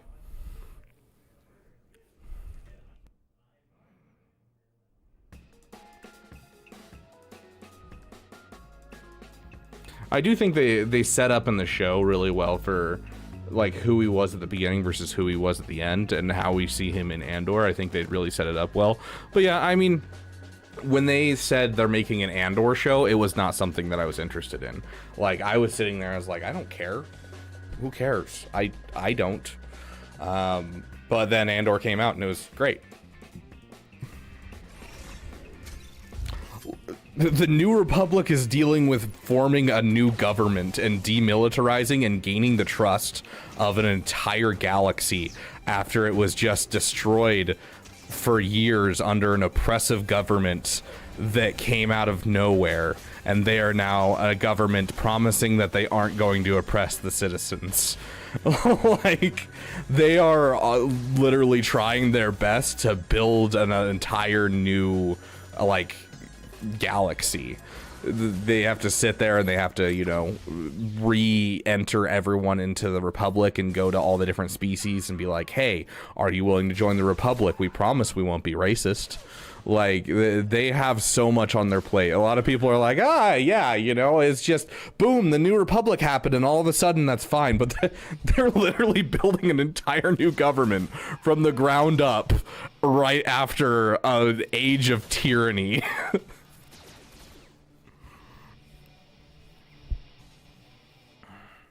My day's been pretty good, AJ. Next couple of sponsorships. I don't know. I can actually check in just a moment. I typed sexy facial hair beast into YouTube and the stream came up. Thank you, Bob. Thank you. Last day of the Republic? Sure. I told you that the Republic was now under the control of the Dark Lord of the Sith. Hundreds of senators... Yeah, we probably won't F it up this time. Probably. Dark Sith. Regional governors now have direct control over their territories. Fear will keep the local systems in line. fear of this battle station. Any attack made by the rebels against this station will be a useless gesture. This station is now the ultimate power in the universe. Don't be too proud of this technological terror you've constructed. The ability to destroy a planet. Same with Operation Cinder. I mean, Operation Cinder was literally right after Episode 6. And even in the old canon, it was well established that there was the Imperial Remnant. That's where the entirety of the Thrawn stuff comes around from. The Imperial Remnant's like a solid thing that's kind of always been around. And like they've built in this concept into it really nicely, I think. Of all the things, I think they are building fairly nicely. Like building in Moff Gideon having contact with Hux, with Armitage Hux. Armitage? Brendel Hux. Armitage is the Hux that we know and love. Brendel Hux is a really good, like, you know, they're basically using what Imperial Remnant are still in system to basically be using it as a spy network for the First Order coming back. So like I think that they're working as they're going to kind of fill in the holes and make it seem less ridiculous, because like 30 years later all of a sudden the First Order shows up and like all this stuff happens. And so I feel like a lot of the stuff they're doing, their main storylines and main plot threads are just like, you know, what they want to do, but they have little notes of, hey, we're kind of like filling in the gaps in these 30 years, and I do appreciate that.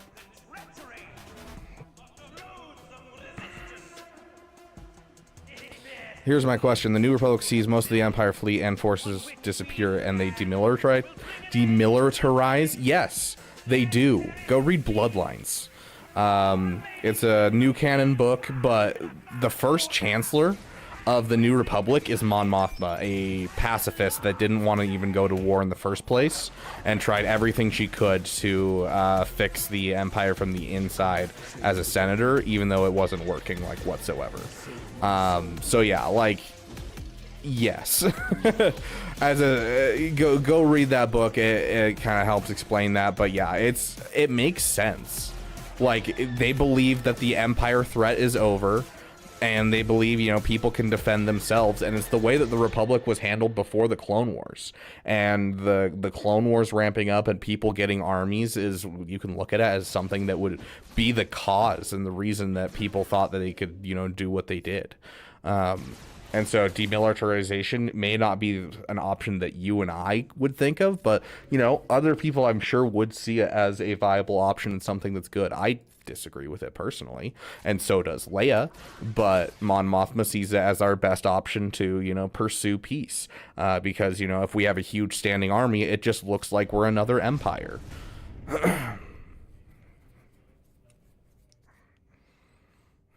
Somehow Palpatine is returned. Yeah, see that stuff, that one, like, yeah, we're getting some from like Bad Batch with like Project Lazarus or whatever, but that one just doesn't feel good regardless of what they do, because there's so many.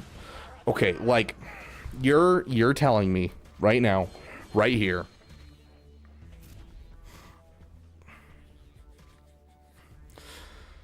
that there's some random knife that happens to be in a certain spot for Rey to find, that happens to line up with the things on the Death Star, and the Death Star landed in such a way that it didn't blow up the thing that she needed to get to.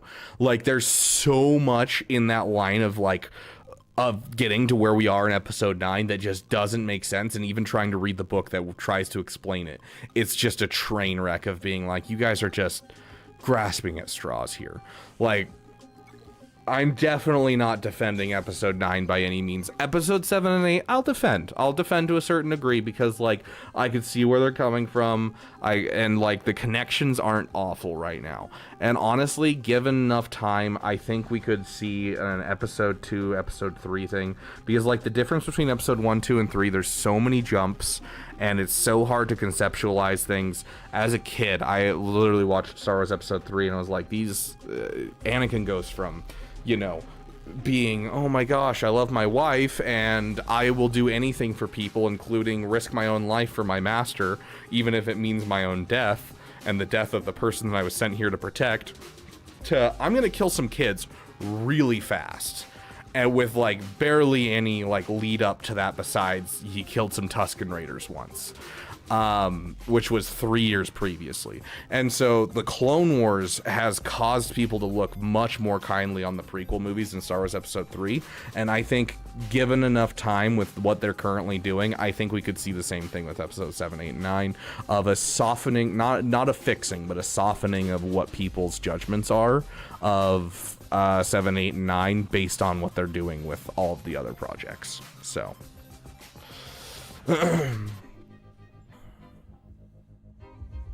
I got through the first Aftermath book and it was a slog, and I could not get into the second one. I've tried twice and I can't get through them. They're not enjoyable to me.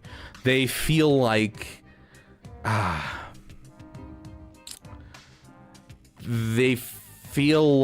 an author who is told by Disney, hey buddy, we need you to explain this gap in time.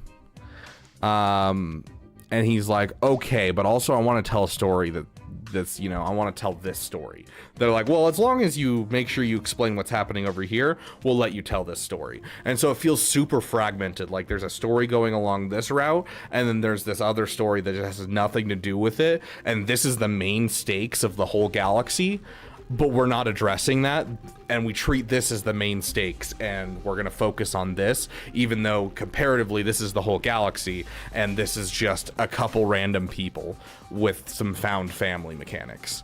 So yeah, I couldn't do the Aftermath series. I wanted to. I wanted, you know, I want to read anything Star Wars, obviously, but like there's some things that like I haven't finished because I just couldn't.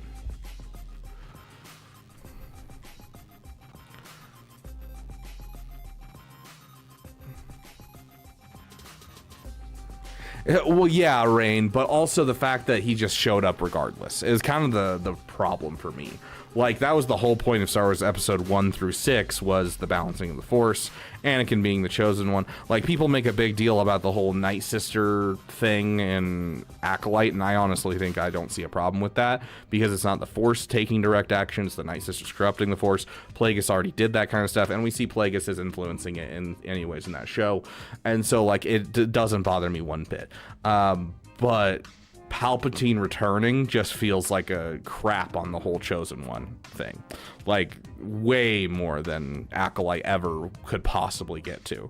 Like, it's just, oh yeah, everything that Anakin worked towards and everything he did, none of it matters. Some random chick is going to be the one that saves us.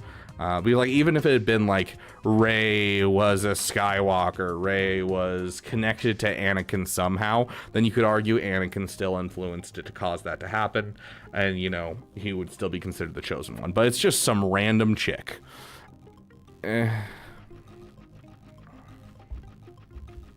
AJ, the one explaining episode 9, I've tried the audiobook 3 times and I just can't do it.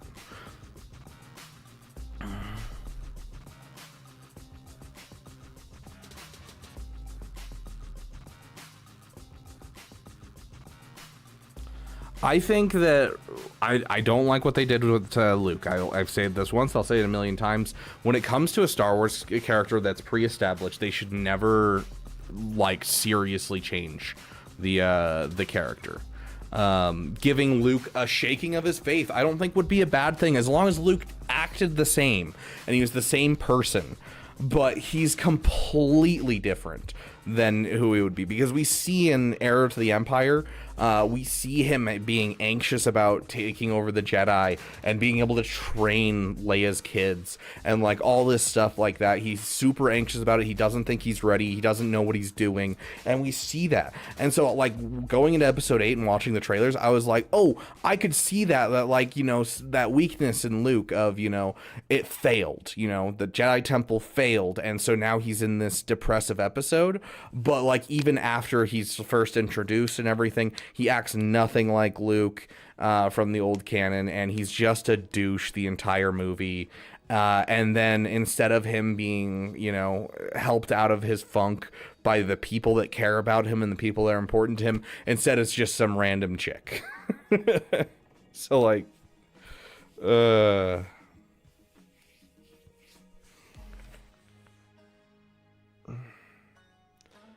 Did you get to the Pirate Queen part? Pirate Queen part of what? Are we talking about Aftermath still?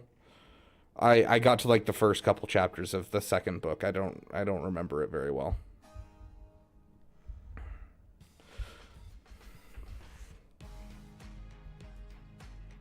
But yeah, overall, as I was saying, yes, I don't like what they did with Luke, and I didn't necessarily like episode 8. It was really well made.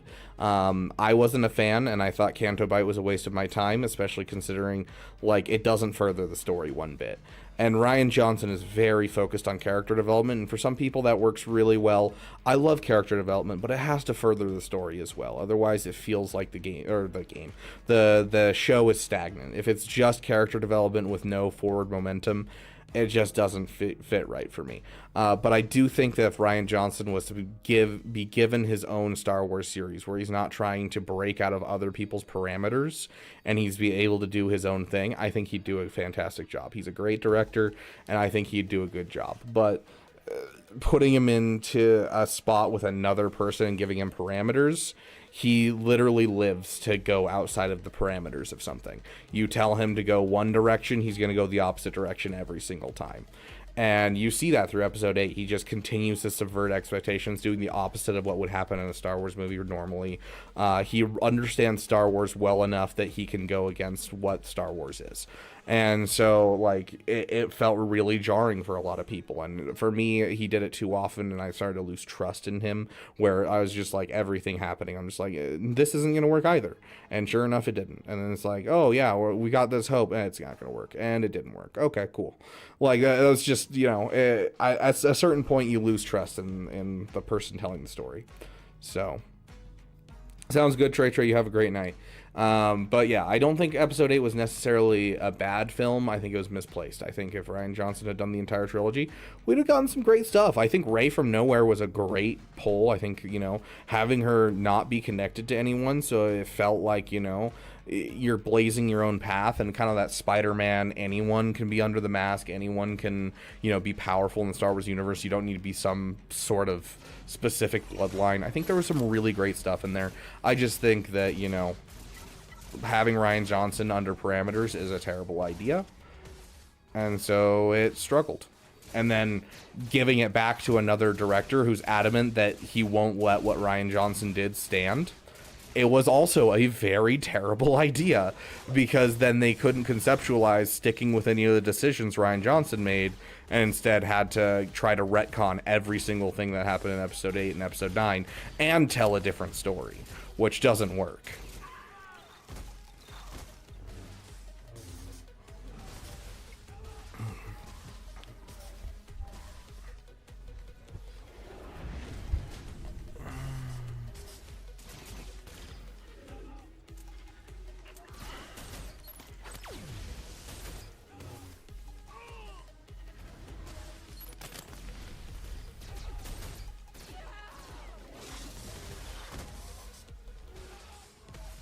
So Luke knew about Exegol, but Anakin never mentioned the massive fleet being built for some reason. Anakin? What does Anakin have to do with anything? It's not like he communicates from outside of the grave or anything. He wasn't prepped for that. The only time we see that is in Ahsoka.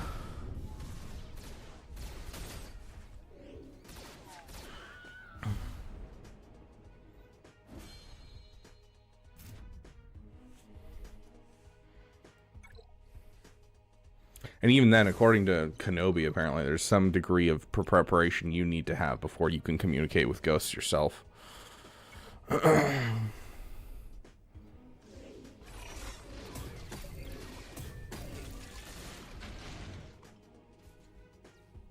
Oh, are you talking about the book? I still haven't finished that book, and I probably never will. Maybe I'll look up a synopsis so I know what you're talking about.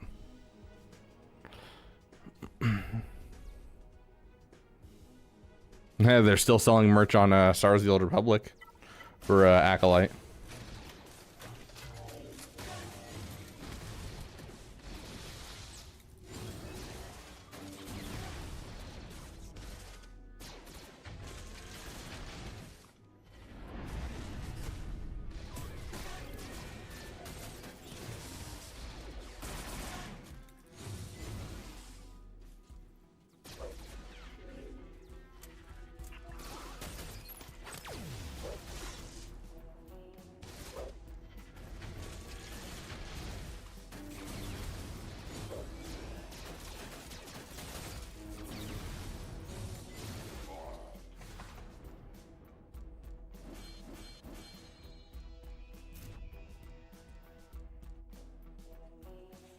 Ahsoka needs some younglings.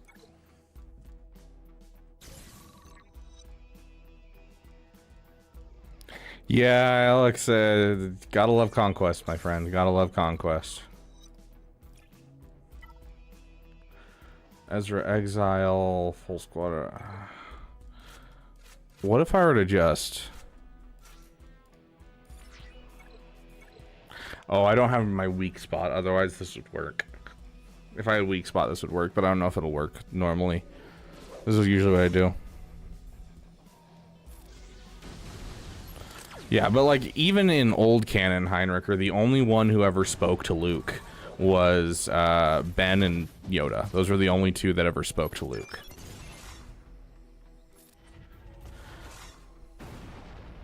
I believe there was something about not Luke, but I think Leia is reached out to by Anakin once, but that's it. And I'm not even sure if that was a hallucination or if it was actually the Force.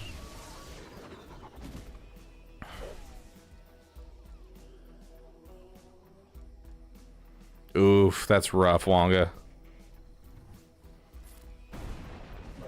We're actually gonna win this? There ain't no way we win this. He's gonna hit ult and then we lose.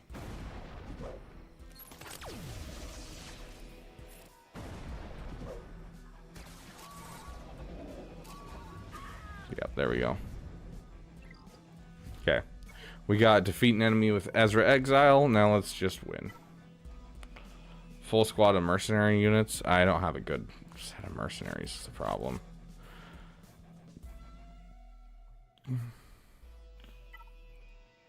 I wonder how these guys will do.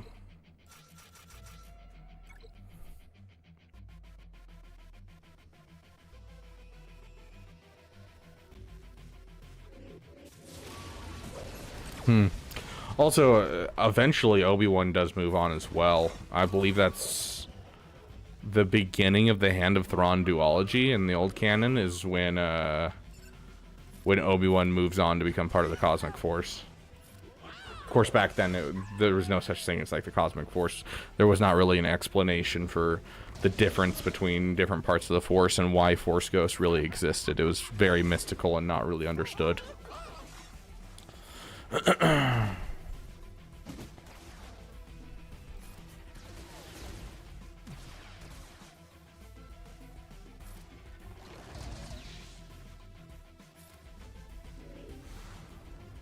Was it the beginning of the first Thrawn trilogy? I knew it was during one of the like Thrawn things. I couldn't remember which though, because I remember he like shows up, warns Luke about something, and then disappears forever.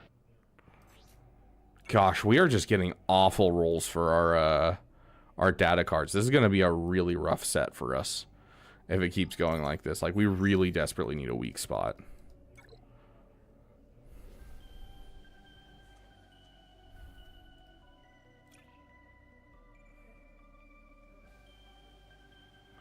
I mean, it's stacking damage. I'll take stacking damage. Let's see what can we pop out for the stacking damage. Let's drop Amplify Agony and Spirited Speed. Actually, where's the Amplify Agony? Let's drop Stun Exhaust because we don't do enough debuffs to make it matter.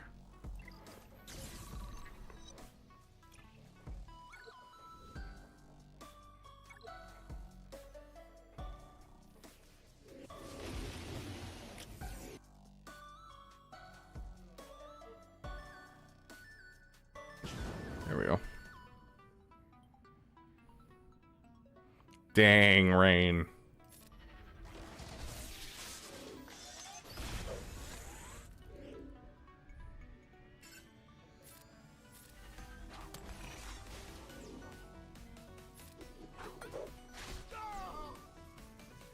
Still don't know what that Soresu does, but we're dealing a lot of damage with it.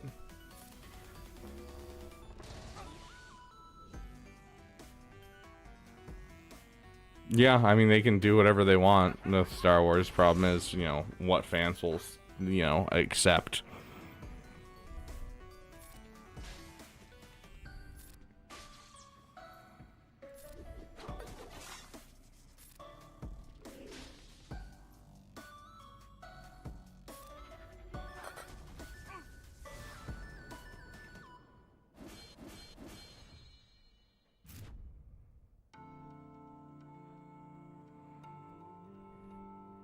The reason I can remember the detail of when Ben moves on it's because it's also the introduction of hot chocolate in Star Wars.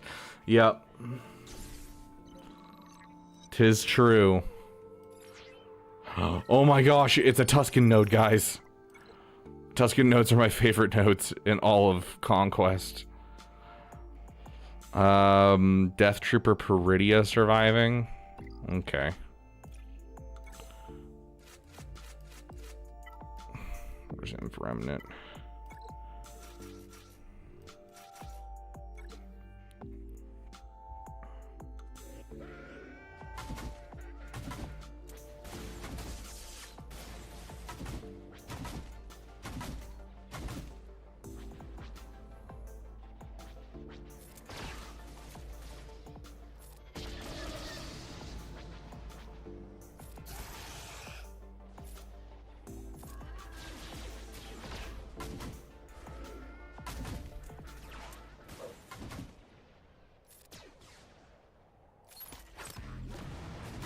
There we go.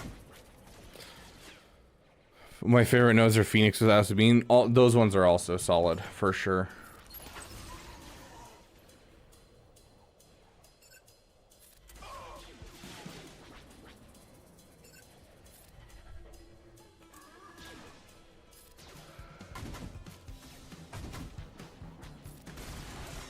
I don't know why I'm bothering to play this instead of just throwing it on auto.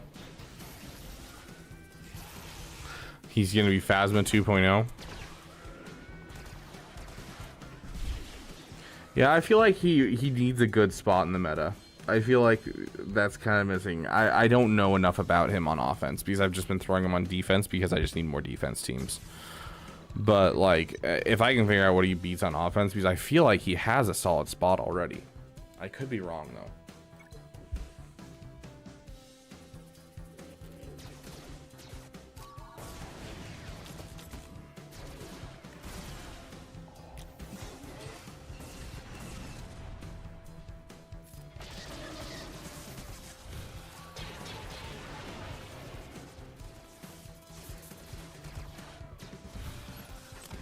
Well, we're sitting here for the rest of the battle.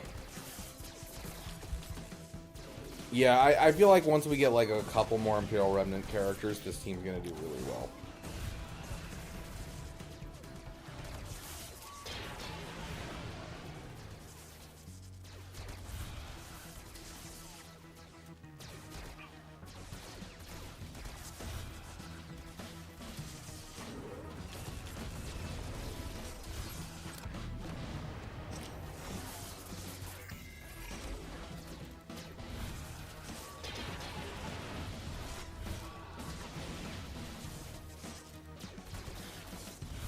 Casually at 18 stacks of Blight.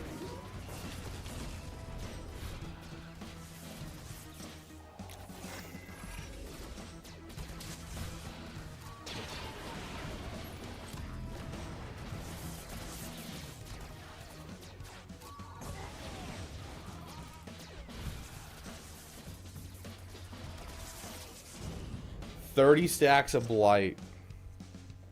Who's the turn meter engine on the CLS team? CLS's. Han is the controller. He's not the turn meter train. He controls the enemy team.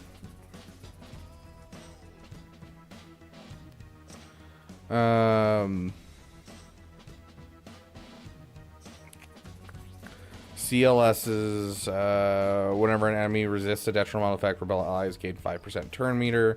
And then, yeah. Whenever Luke resists a detrimental effect, he recovers 5% protection. Whenever Luke inflicts a debuff, he gains 10% turn meter, and other allies gain half that amount. But yeah. Like, a lot of the turn meter train comes from basically him, and then the turn meter control comes from Han and him. So. Because on special, CLS removes 100% turn meter.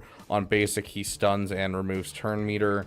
And then Han, wherever Han is, he should be pretty high. Yeah, right there. You know, he has a stun, which basically gives them another turn. And then if an enemy is above 50% turn meter, it removes turn meter from them. So he's basically a controller on the team as well.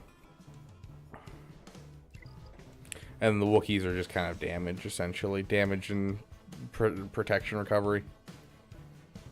That's not what I'm doing. I'm doing Conquest.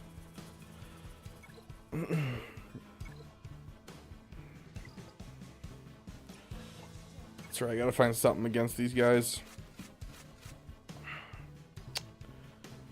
You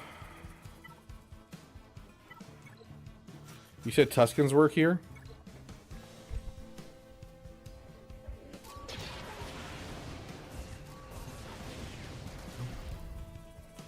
I don't know. This doesn't look like it's working, guys.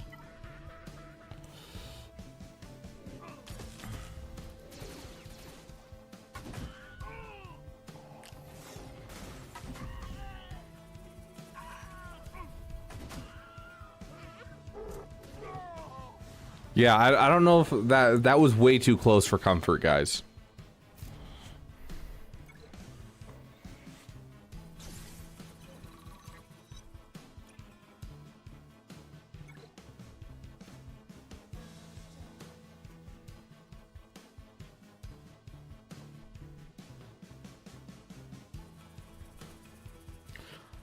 Do we have any of our mods in chat?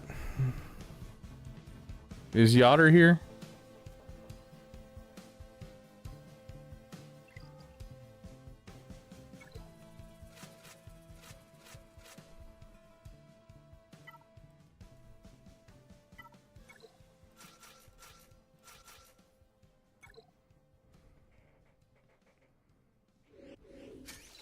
Will allow me to become a full-time streamer. We are very close. Let's say basically if we can get 2 more months of our sponsorship, like the Tiki sponsorship working, then I can like fully transfer over. So like that, it's mostly just support from you guys playing silly little games. That's all it requires. R42 and Ewoks, great answers to life.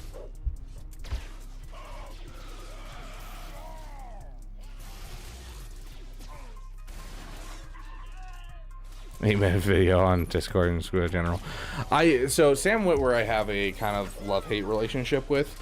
Like, I think he's really solid for Star Wars, but I also think he's, I don't know, he's very similar to what is the guy's name? Kanan Jarrus's voice actor, where they just kind of idolize George Lucas and idolize Dave Filoni, and will just kind of go with wherever they want and defend anything that they say. I think Sam Witwer's a little bit more moderate than the voice actor for Kanan Jarrus, but I still love him, and I think he's great for Star Wars, and I do think he should be involved in Star Wars projects going forward. But he's also known to exaggerate during like interviews and that type of stuff. But, you know, very solid guy.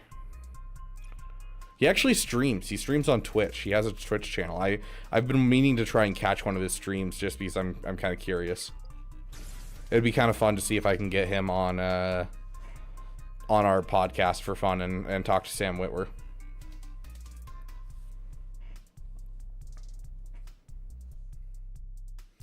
Yeah, I mean, I'm hoping he has the Bad Batch tag just so that way I can use him in Bad Batch, because screw using him anywhere else.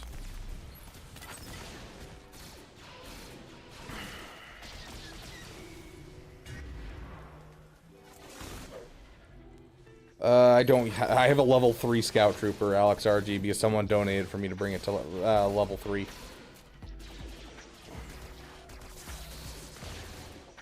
I mean, that's a solid mod, Alex. If you can afford it, I guess why not, if you're in a good enough spot for mods. Oh yeah, speaking of, should we just leave this on auto and then go read the Batcher kit reveal? Because I actually haven't had time to look at the Batcher kit reveal at all. What are some good teams from Malgus Proving Grounds? Basically, a lot of it isn't like having good teams. It's like you have Jedi Knight Luke, or you have Sith Eternal, or you have SLKR with like Malik and Jedi Knight Luke. Like literally that's kind of it, is you have like a couple key characters that you can utilize in any of the teams that you currently have.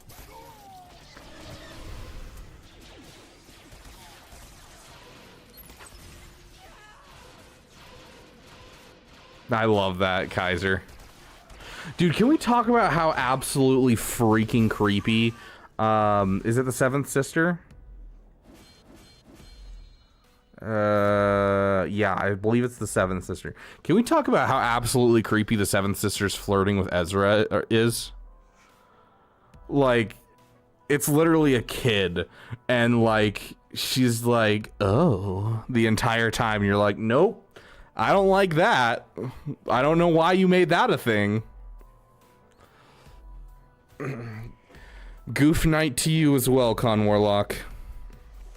Kit is very simple.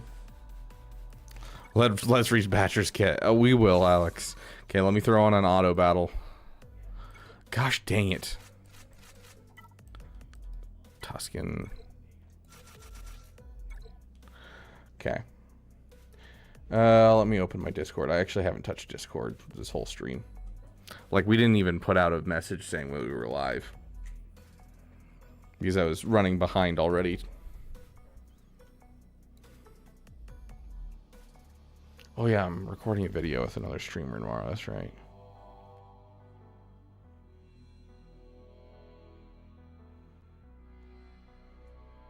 What is this ping?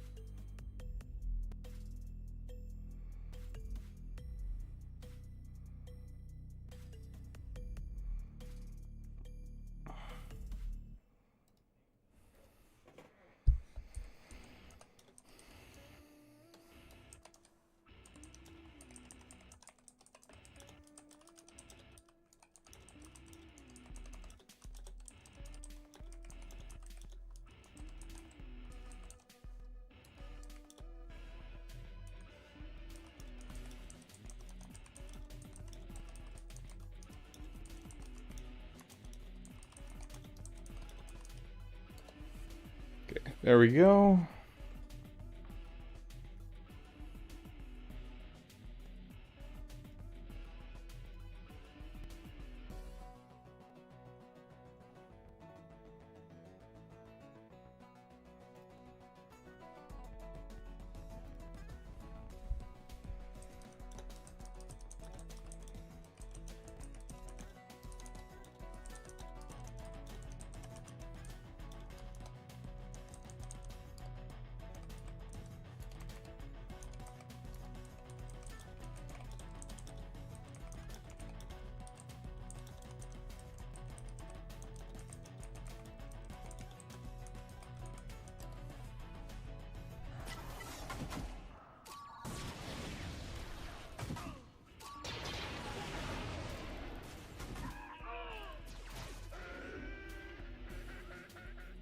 There's news.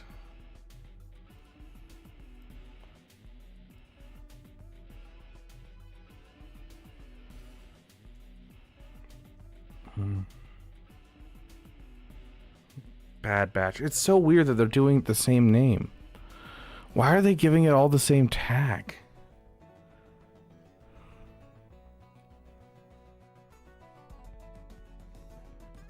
Stealth and taunt during your turn. Damage cannot be evaded. Interesting.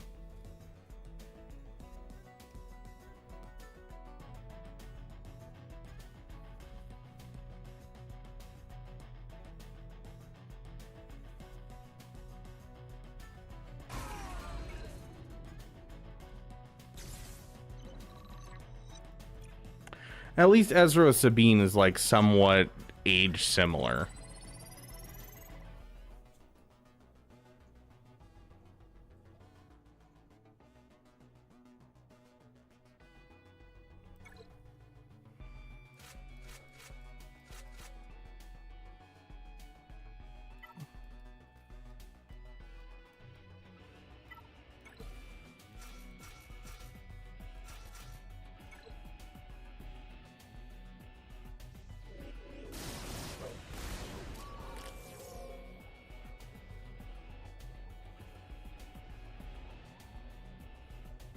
Okay, there we go.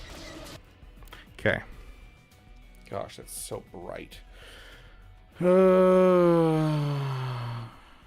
Okay, crushing assault. Is it cool at least? It's semi-entertaining. Deal physical damage, target enemy gains speed up for 1 turn. During Basher's turn, if the enemy was marked, inflict defense down and 2 stacks of off balance. Okay, then we got piercing howl. Oh, it's a buff and attack. Okay. All Bad Batch allies gain 30% offense for 2 turns. Dispel all buffs and inflict mark on the target enemy for 2 turns, which can't be resisted. Inflict ability block on all enemies, inflicted with off balance for 1 turn. And offense down on all enemies for 2 turns. Are these part of the same ability, I wonder? It has a comma, so I'm assuming it's inflict ability block and offense down on all enemies if you have off balance on them. Ferocious Bite, it's an Omicron. Deal physical damage, target enemy, inflict pin for 2 turns and 2 stacks of bleed until the end of the encounter, which can't be spelled. Can you guys imagine if they took this, like these movements right here, and they applied them to Peridia, his bite attack? I feel like that'd be hilarious. Just like he gets down on all 4s and just runs at the enemy. I think that'd be hilarious. Gearing up Krennic was a pain. Oh, I bet, dude. Yeah, I did that one. Oh, what was that? 2 years ago? It was rough. Like pin for 2 turns, 2 stacks of bleed until the end of the encounter, which can't be dispelled. It's so interesting that like occasionally they'll do these like debuffs where they're just like, we're just gonna throw it on 1 character, and then they'll do another debuff or another buff or debuff. They're just like, hey, let's throw it on everyone from here on out. Bleed 5%. Speed, minus 5% speed and tenacity, and lose 5% health each turn. Or remove 1 stack when any health is recovered. Okay. Not max health, just health. Additional stack of bleed. You can't be expelled if another batch with captive. The cooldown of this ability is refreshed. Interesting. LH201. Batcher's damage can't be evaded. She ignores stealth and taunt during her turn, while another bad batch ally is inflicted with captive. Batcher has plus 50% offense, 50% speed. Dang. Health cooldown reduced by 1. So basically, she can mark any character so they can focus down the person, is essentially what they're pushing for her. Is she's just like, you know, oh, I don't care about your taunting. We're going to go for this person. Okay, but assists herself whenever she uses special ability on her turn. So that means that this ability will inflict marked, and then this ability will inflict defense down and 2 stacks of off balance to the enemy. Huh. Very cool. Oh dang, literally Night Trooper's the only one that survived that. Who's the worst requirement for any legendary or GL? I don't know, Krennic's up there, dude. Krennic is definitely up there. I feel like the entirety of Sith Eternals requirements are kind of all L's. There's not a whole lot of nice ones being in there.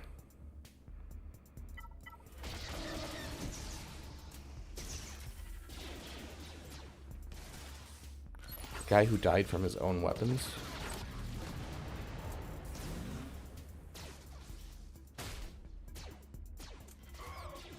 Any Wampa synergy? One of these days, we're going to get a Beastmaster that says the Wampa Omicron is active even when he's on his team. Just like the Fulcrum Omicron. Gamorrean Guard is worse. At least Gamorrean Guard has a home. Like, you don't actually, like, lose that much viability if you were to drop Gamorrean Guard into a, you know, into a Jabba team. Like, he can fit with teams. Krennic, doesn't matter what team you put him with, Krennic's still garbage. Who's my favorite character in the game so far? Starkiller. Starkiller's still, to this day, one of my favorite characters in this whole game. Ooh, actually, Bane. I think Bane's taking the cake, dude. Mob Enforcer, that's one I could see. I could see Mob Enforcer being there because, like, Mob Enforcer really doesn't benefit at all on Hutt Cartel. She can at least still be dropped in the team, but, like, technically so can Krennic. But yeah. Yeah, I don't know. I don't know. I'm not excited about this era at all. I really hope the next era is good. Not that I'm really going for new content anyways, but, like, I don't know, these eras just haven't been great. And we're early on in eras. I feel like they're not leading with their best foot forward for sure.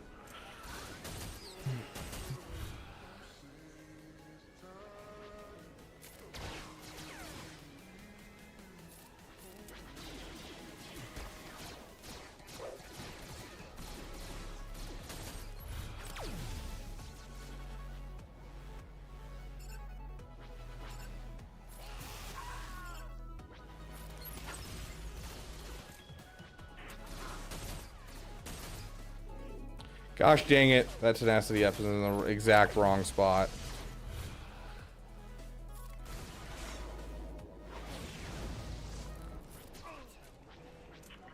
Okay, the rest of this should be fairly easy. Yeah, dude, you're telling me. I'm down to one left of the old Bad Batch for my pilots. I'm not getting... Who's the last one? Tech, I think? I'm not getting Tech up. No, not Tech. Echo. Bad Batch Echo is not part of the pilots. Yeah, dude, an Old Republic era coming back would be real nice.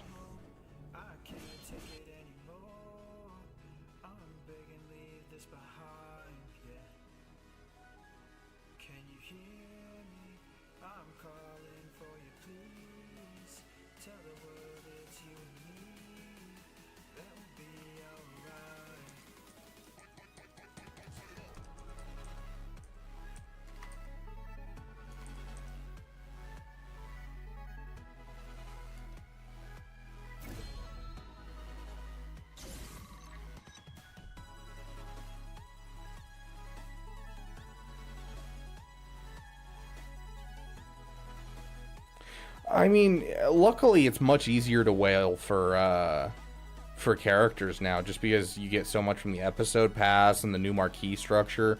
So I don't know. I think that they've lowered the amount that you need to whale, and then they've re-upped it. And so I feel like the whales that were already spending $300 a character on new releases are essentially not affected whatsoever, because they're just right back to, you know, it was $300 per character release. Now it's $300 and you get 2 characters instead, and so it feels a little bit better, but, you know, also there's double the characters, so I don't know. I love you. Almost got us killed. Brainless? I expect. Ability this big does not make you intelligent. Now get out of here. No, no, Mr. Stay. Mr. Conchata. What even the new Bad Batch was supposed to lead to? I don't know. I honestly don't know. What do you guys think? Do you think it could have been a new assault battle and they actually call it off instead of not having time like they claim? They actually pulled off a new assault battle because of how the public outcry from the last assault battle they added, and the fact that it wasn't like part of the cadence. They pulled the whole stupid cadence thing with it. That'd be kind of an interesting one for it to be.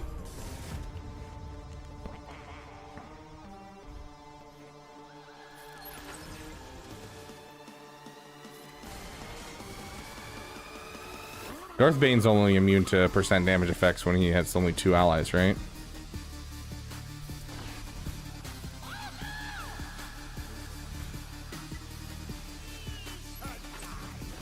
Light side Asajj, yeah. I feel like we should have gotten a light side Asajj for sure. Maybe it was good old Dr. Hemlock. I mean, Force Awakens, I think we'll get the anniversary stuff for Force Awakens at the end of the year, because you got to remember, all of the old Star Wars movies came out in May, but all of the new Star Wars movies came out in December. And so Star Wars Episode 7 came out December of 2017. 2017? 2015. Whatever it was.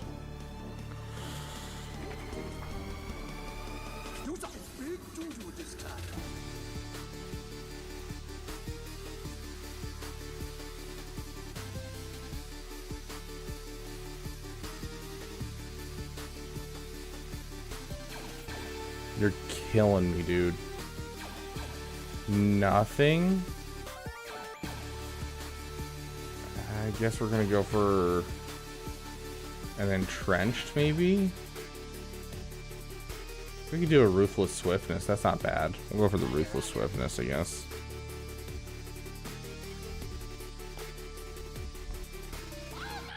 I really want General Leia Organa from Episode 7. Huh. It's an interesting one. I'm really surprised we still haven't gotten the Snoke. Oh, this is a loss. I forgot. This is a random turn meter train that shouldn't actually work, but for some reason does.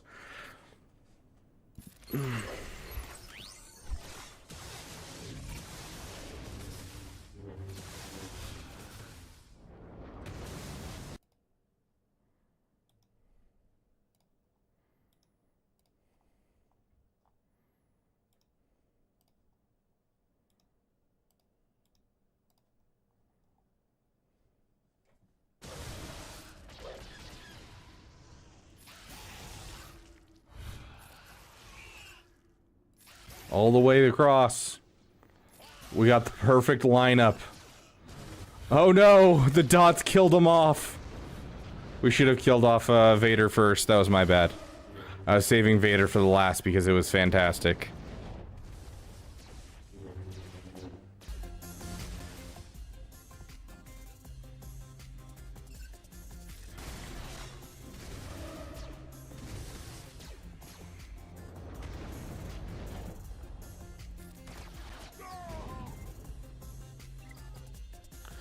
Here's the hoping, Kaiser. Okay, let's try that again because I want to see if I can get that bite of 87 off.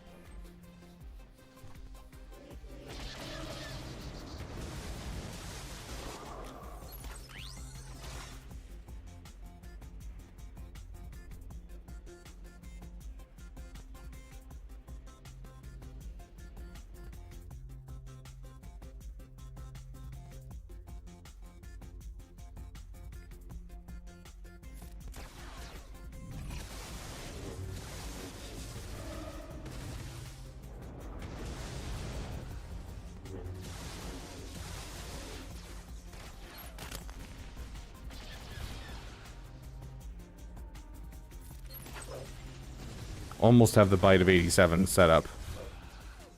Oh, oh. Oh. Oh, come on. Hold up. How is that not a kill?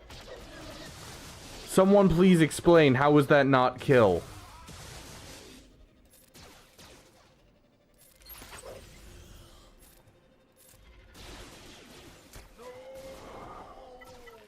Okay, they can basically survive at this point.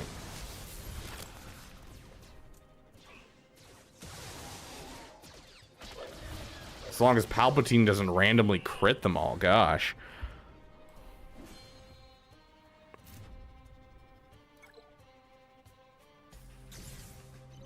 Okay. Did anyone see the damage go off on that? Because we had 12 stacks of Blight. 12 stacks of Blight. Oh, that's why. Never mind. I figured it out. I got it. I understand now. Yeah, so Vader's immune to turn meter reduction. The damage from the bite of 87 doesn't work unless you're able to remove turn meter. Because it's the reduction in turn meter that causes the true damage. And so you eat and you hit, and once you hit, you remove turn meter 3 times, and then the damage comes from those 3 turn meters. And so it would have been 36 stacks of true damage, but because he can't lose turn meter, it didn't work. That it makes sense now. I had to think about it for a second.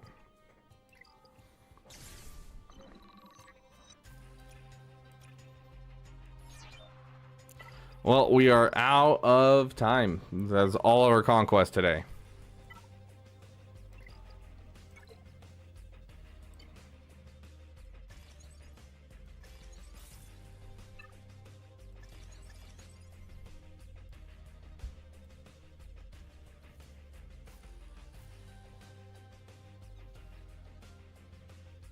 Nice, Alex. Okay. Let me just do something on the side. Here, we'll open up roster reviews. We're going to be doing panic farms for the next, we're going to say 15 minutes because I honestly should be getting off right now. I've got so much to do. But we will do 15 minutes of panic farms, which should be quite a bit of panic farms.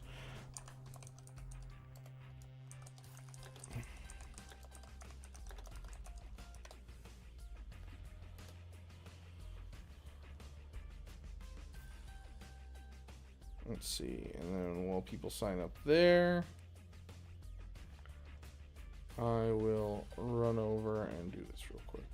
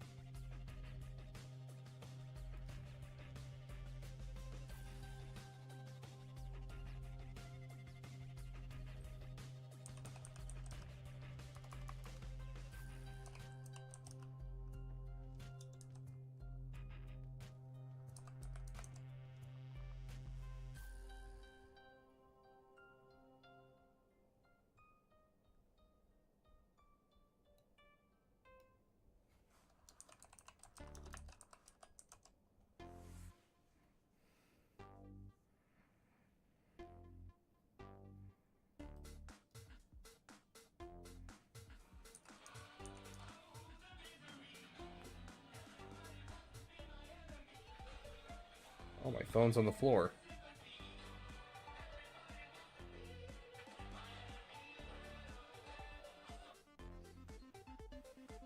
I don't know why I have an alarm going off at this time, but I do.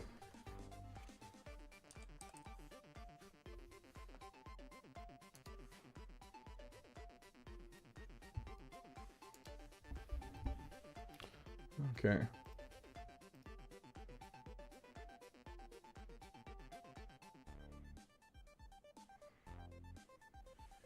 That bro's gonna pull another fast one. What's panic farms? We go through and establish one thing that you should finish before 5v5, or a couple things. What's good speed for boss? Anything over 300 speed. I actually think you did spell boss correctly. Yeah, you spelled boss correctly. Yeah, it's time for panic farms, obviously.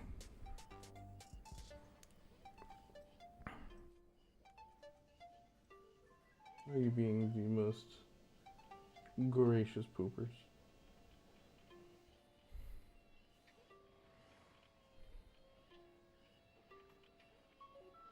Additionally, during panic farms, you can just ask a simple question. If you have some like quick question, where does my next data go? Should I work on this farm? Am I a real Star Wars fan? That type of thing. Do eggs go with bananas for breakfast? If you could make a sandwich made entirely of toes from different animals, what animals' toes would you use? Working towards Enoch Troopers, but open to see what else I could do. Okay, so you have the Jabba, you have the Executor. There's a Leviathan.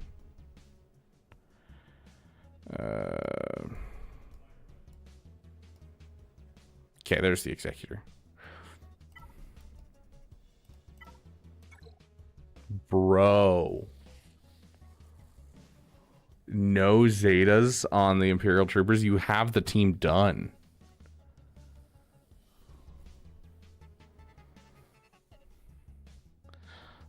Does pineapple belong on pizza? I have a firm belief that anything that you want to put on pizza belongs on pizza. And I think pineapple on pizza, personally, I think it's one of the most delicious things. My favorite pizza I've had of all time is Hawaiian with extra cheese, and instead of marinara sauce, you use garlic ranch. Fire. I love it. It's great.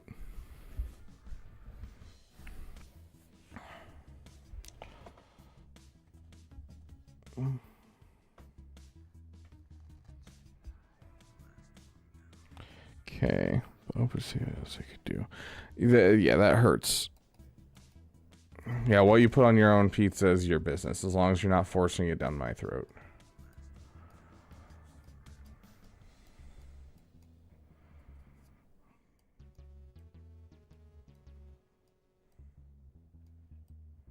Unless you put anchovies on your pizza, in which case, no. There are lines to be drawn, you know? Go do whatever you want. But the moment that you start killing people, no. And yes, I just putting sardines on pizza or anchovies on pizza on the same level as killing someone.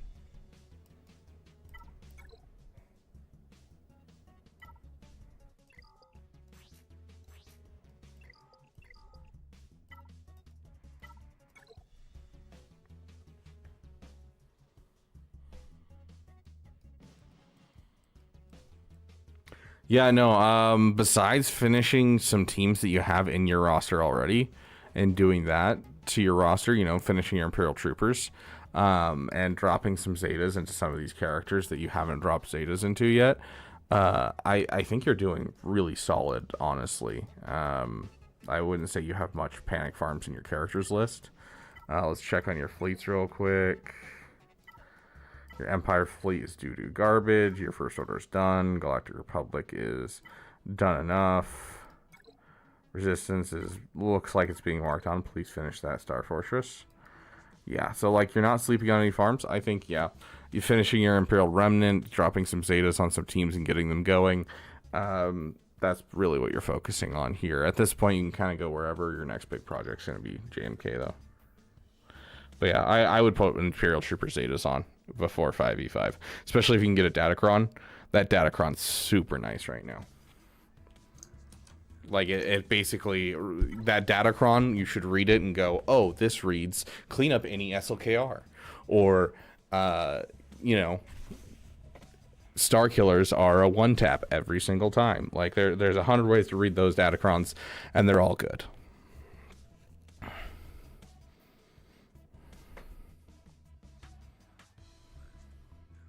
Shawarma on a pizza, interesting. We had a Greek pizza that was basically I'm sure people are gonna get that mad at me for this one. A gyro, that's how we pronounced it at the pizza place I worked at. Gyro, whatever you want to call it. And so it had tzatziki sauce, or tzatziki, however you say that one too, on it. And so you'd cook the pizza, you get everything done, and then at the very end, after you've let it cool down for a bit, then you spread tzatziki sauce over the top of it. And it had like lamb on it and everything. And so we had that pizza. We also had a taco pizza at the time. Me and my boss would make breakfast pizza all the time, which is straight fire. I love breakfast pizza.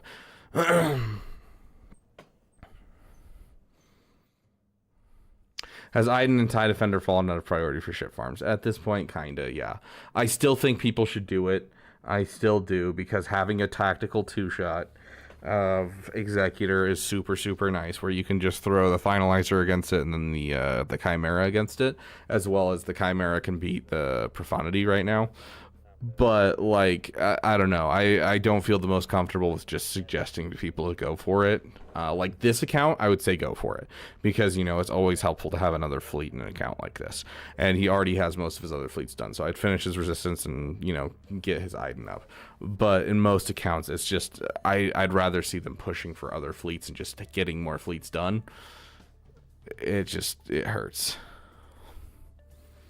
Handles the Marauder quite nicely. Yeah, but so does, like, the Lightspeed Bundle Malevolence fleet. So, I don't know. It just... not something super priority for me, River. Like, it beats, don't get me wrong, the Chimera beats every non-meta fleet. And on top of that, it beats one of the meta fleets, and then it can, you know, help you two-shot any of the other meta fleets. So, like, as it is still a solid all-around fleet, but, like, that being said, I wouldn't put it above getting yourself a Galactic Republic Marauder or building out fleets in general in other areas of fleets. Because, like, as much as, you know, we want to crap on the Finalizer for it no longer, like, one-shotting the Executor, still sets up a two-shot. And really, that's one of the biggest things that's allowed me to stay in Kyber right now, is just the fact that I can set up a two-shot for Executor. So, whereas, like, the Chimera fleet doesn't set up a two-shot, it just fails epically every time. Okay, Dragon Wolf. We're gonna just play off something else that won't take so long. Starting Gungans for the guild because Geo. Why Dragon Wolf? Why?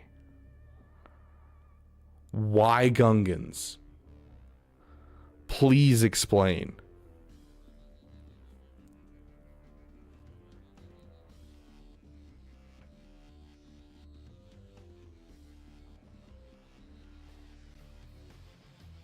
Like, I'm not saying Gungans are a bad farm, but your guild leader is trying to get you to do Gungans when there's only 2 months left in the raid? There's 2 months left in the raid. There's no point to working on them at all. Like, working on the Queen's Men, sure. You know, working on a raid team, yeah. Like, absolutely. Go make your B2 team, or go make a team like that. But Gungans is, don't do it. And if they push you on it, I highly suggest finding a new guild, and I'll help you find a new guild. Like, that is so bad. Like, by the time you finish your Gungans, the raid's gonna be over.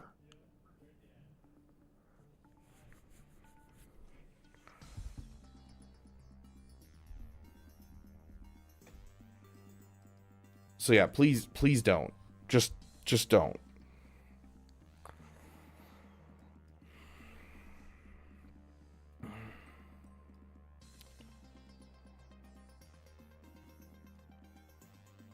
Do I have a farm? Yeah.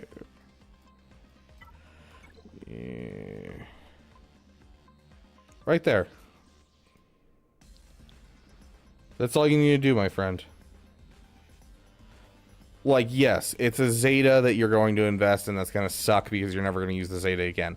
But literally, you drop a Zeta on Luminara and Dooley's lead, and then you just throw it with all of these Jedi that you have here and your Jimmy, and boom, you have 1.2 million every single time, basically on full auto, without even thinking about it. Like, this team is super easy to pull off a full raid score, and it's just one Zeta. You don't have to put any work into it whatsoever. You just have to drop a Zeta right here. They don't even need good mods. They just need to have mods on them, and that's it. Like, yeah. Droid, you have B2. I don't remember what his...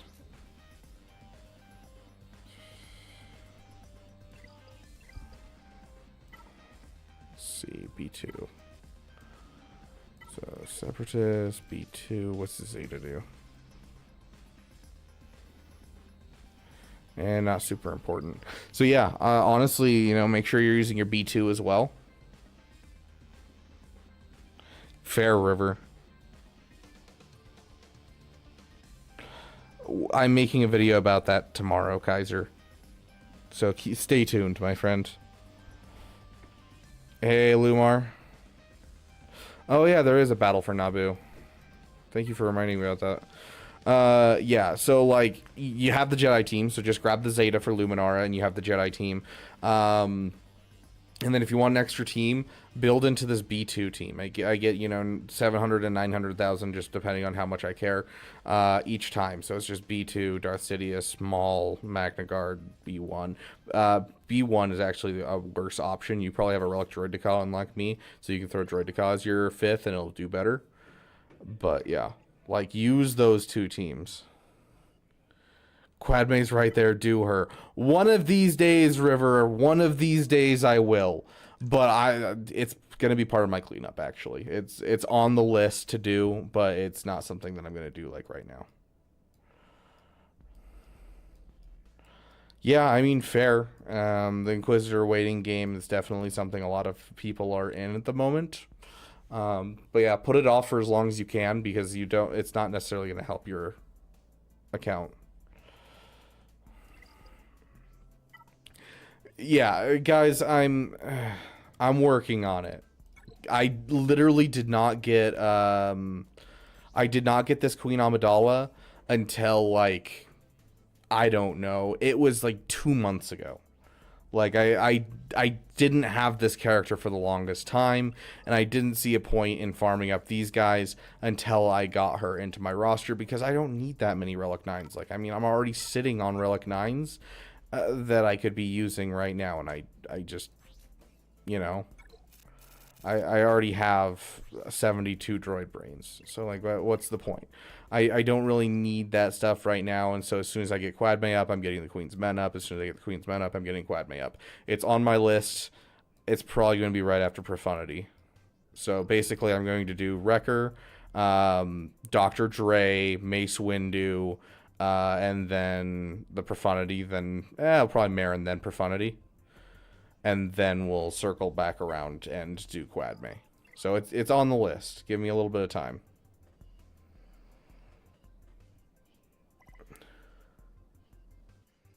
But yeah, anyways, sorry, Dragon Wolf, you got us really off topic with what you said about your guild being dumb. Let's double check. Let's see what you got down here. Honestly, Malik. Yeah, just Malik. I think Malik should be your panic farm. You already have the team done, essentially, and Malik can also solo, and so you can do a 4-man, and then Malik as a solo. Excellent team overall. I definitely think that should be your panic farm, is just finishing up that. Like, you're already 2 of 6 gear. I would finish the Malik now and try to get that done before 5v5. River Song. How should I split my 4 Omicrons between Bane, Malicos, and Darth Ray? I would probably do rule of 2 on Bane. I've heard Malicos kind of needs all 3 of his Omicrons. But considering what Dark Ray is going to be doing for the First Order, I'm probably going to suggest In Our Nature and Don't Be Afraid, so her 2 uniques, and then drop whatever one's most important on Malicos. Do I know which one's most important on Malicos? Not offhand. But that also just depends on if you have them all fully leveled. Because if you don't, you know, you focus on the ones you have fully leveled for first, of course.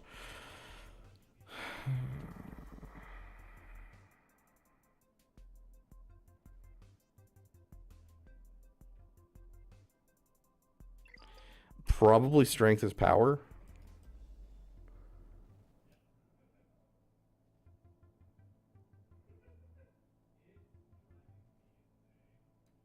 I don't know, the Savior mechanic's super nice too. Yeah, so, I mean, it just depends on what you have, what you kind of have sitting around. I would say his 2 uniques are the most important, but you only have 4 Omis overall, so. I have all of them unlocked by the end of this conquest. You're going to do Bane first, because Bane is going to obviously become a GL killer. It's like essentially one character to make a GL team. So there's no better farm in the game. So you're going to focus down Bane first. I would like to see the unique Omicron and the rule of 2 Omicron and the Sucky Suck Omicron. I think both are very excellent. And so I would say those 2 Omicrons. And then after that, I would work on, I'm going to say Malicos, because Malicos is once again a GL killer team. And so it's going to add a whole bunch of viability into your roster. Whereas Dr. Dre is taking an already good character and just buffing it up even farther. So then I would do Dr. Dre last.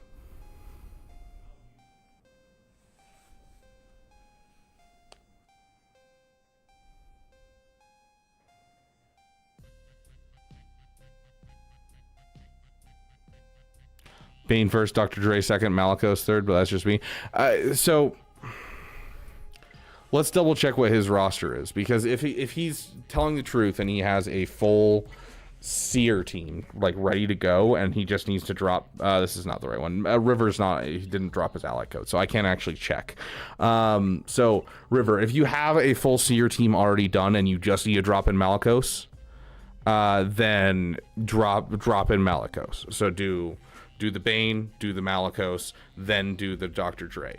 But if you don't have a finished team for the Seer team, and you're like, you have a Relic Seer, and you have, like, you know, you're going to have a Relic Malicos, I would go for the Dr. Dre first. So I think that's just depending.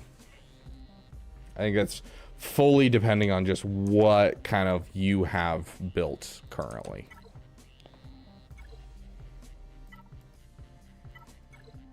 Seer, Kylo Ren Unmasked, Star Killer, and not Star Killer, sorry, Cal, and Fulcrum. No Fulcrum, no Fulcrum, no Fulcrum. So you have everything but one character. You can sub in like JTR. I don't know how much that affects the team's viability.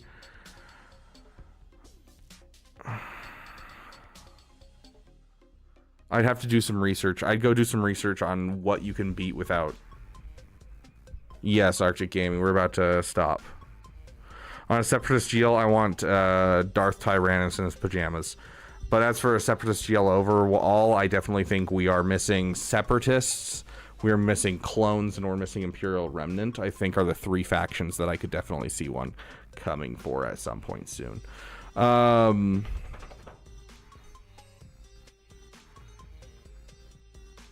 But yeah. This is hard.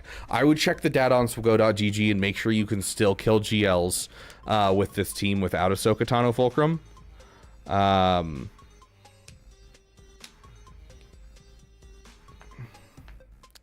Yeah, like he has substitutions. So as long as the substitutions can still kill Rey, essentially.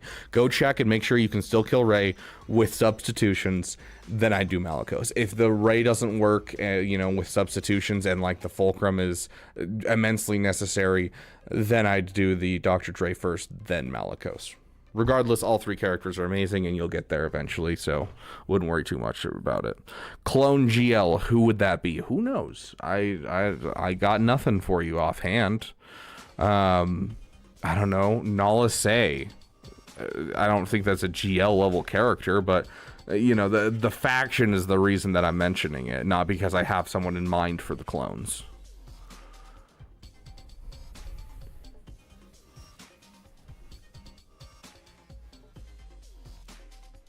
Clone 99. Hey, who knows? Maybe we'll get a adult Omega once we get you know, all of the Thrawn stuff done, and then adult Omega will be the clone GL. I don't know.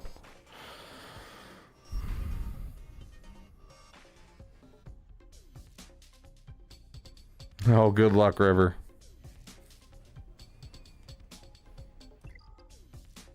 Yeah, Nala Say is the one from Bad Batch, and is the one that's like kind of directly over the clone program.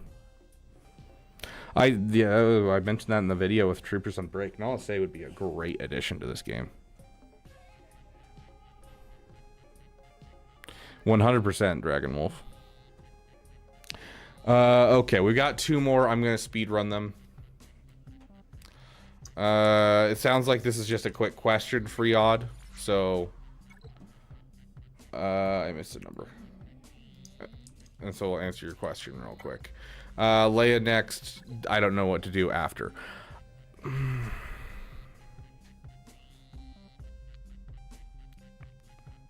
Well, first things first, Relic 5-year Savage.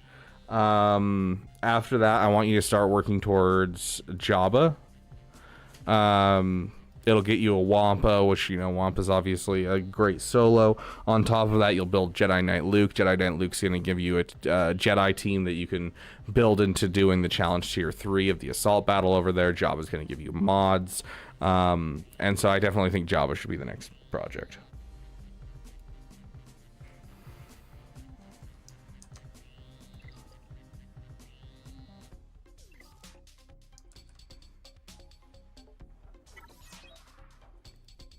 Relic 5 Savage has done me wonders. I'm glad it's helped, my friend.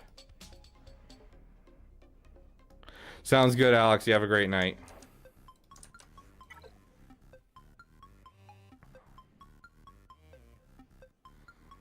Bane is my Savage, though. Wouldn't you rather have 2 cheat cards rather than 1? I don't know. That seems like an obvious no-brainer. No, Tanner, because I was supposed to leave 8 minutes ago. So this is going to be the last one. JML, then JMK, Leia.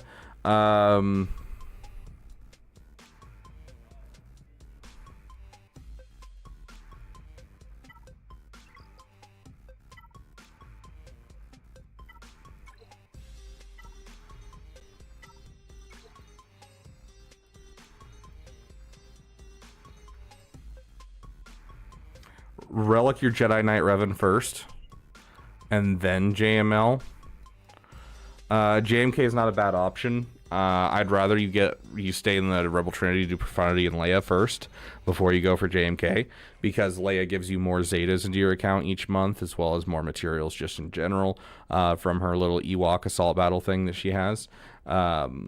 Additionally, she's just a really broken GL, and they keep adding counters for JMK, but Leia's still in that supremely meta position of, like, you throw a Bane against her, and that's basically it. Otherwise, most people don't have a good counter, and, like, the good counter is SLKR, and SLKR is, like, 60% to 50%.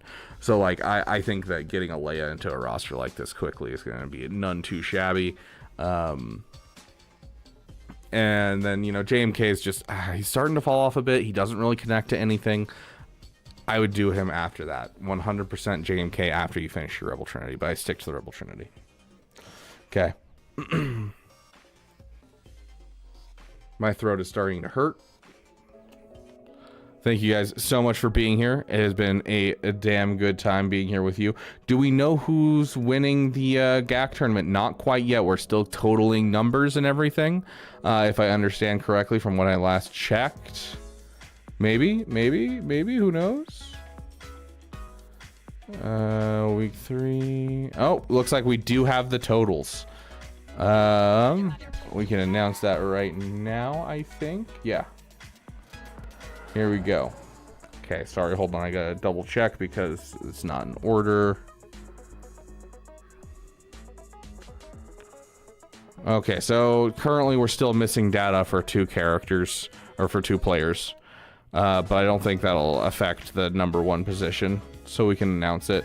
So the winning team is going to be the Knights of Tom at 66 points, with second place being fully operational PP at 63. So very close match.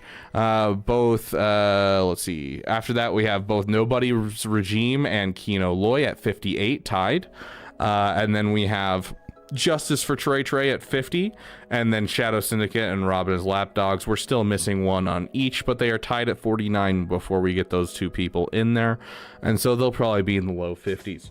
So congratulations to Knights of Tom for winning the GAC tournament, and also congratulations to Death Destroyer of Worlds for getting a 9-0 that will give him a little Hall of Fame call out as well. Big thanks to our damn contributors, as well as our damn sugar daddy and our damn best and our wonderful damn elite. I love each and every one of you. You mean it doesn't take a month to count? I know, it's crazy, right? Okay, let's, is Adrad worth building out post Profundity over Conquest units? I would say no. He's kind of low priority on me at the moment. Like, I don't plan on putting that much into him. Let's go see if we have someone we can raid. I mean, it's a Tuesday night on Conquest week, guys. I don't think we're gonna find anything. Looks like there's 2 people that are live, but they don't have raids active, so we'll reach out to them and see if we can't get them to activate raids in the future, so that way we can make sure we raid them in the future. But for now, I think we'll just, I don't know, is there anyone doing Star Wars? I swear, no one streams Star Wars on YouTube. It's kind of sad. Yeah, just no one's streaming. Okay, well, I tried. Sorry, guys, on YouTube. For Twitch, let's find someone. There's always people playing on YouTube.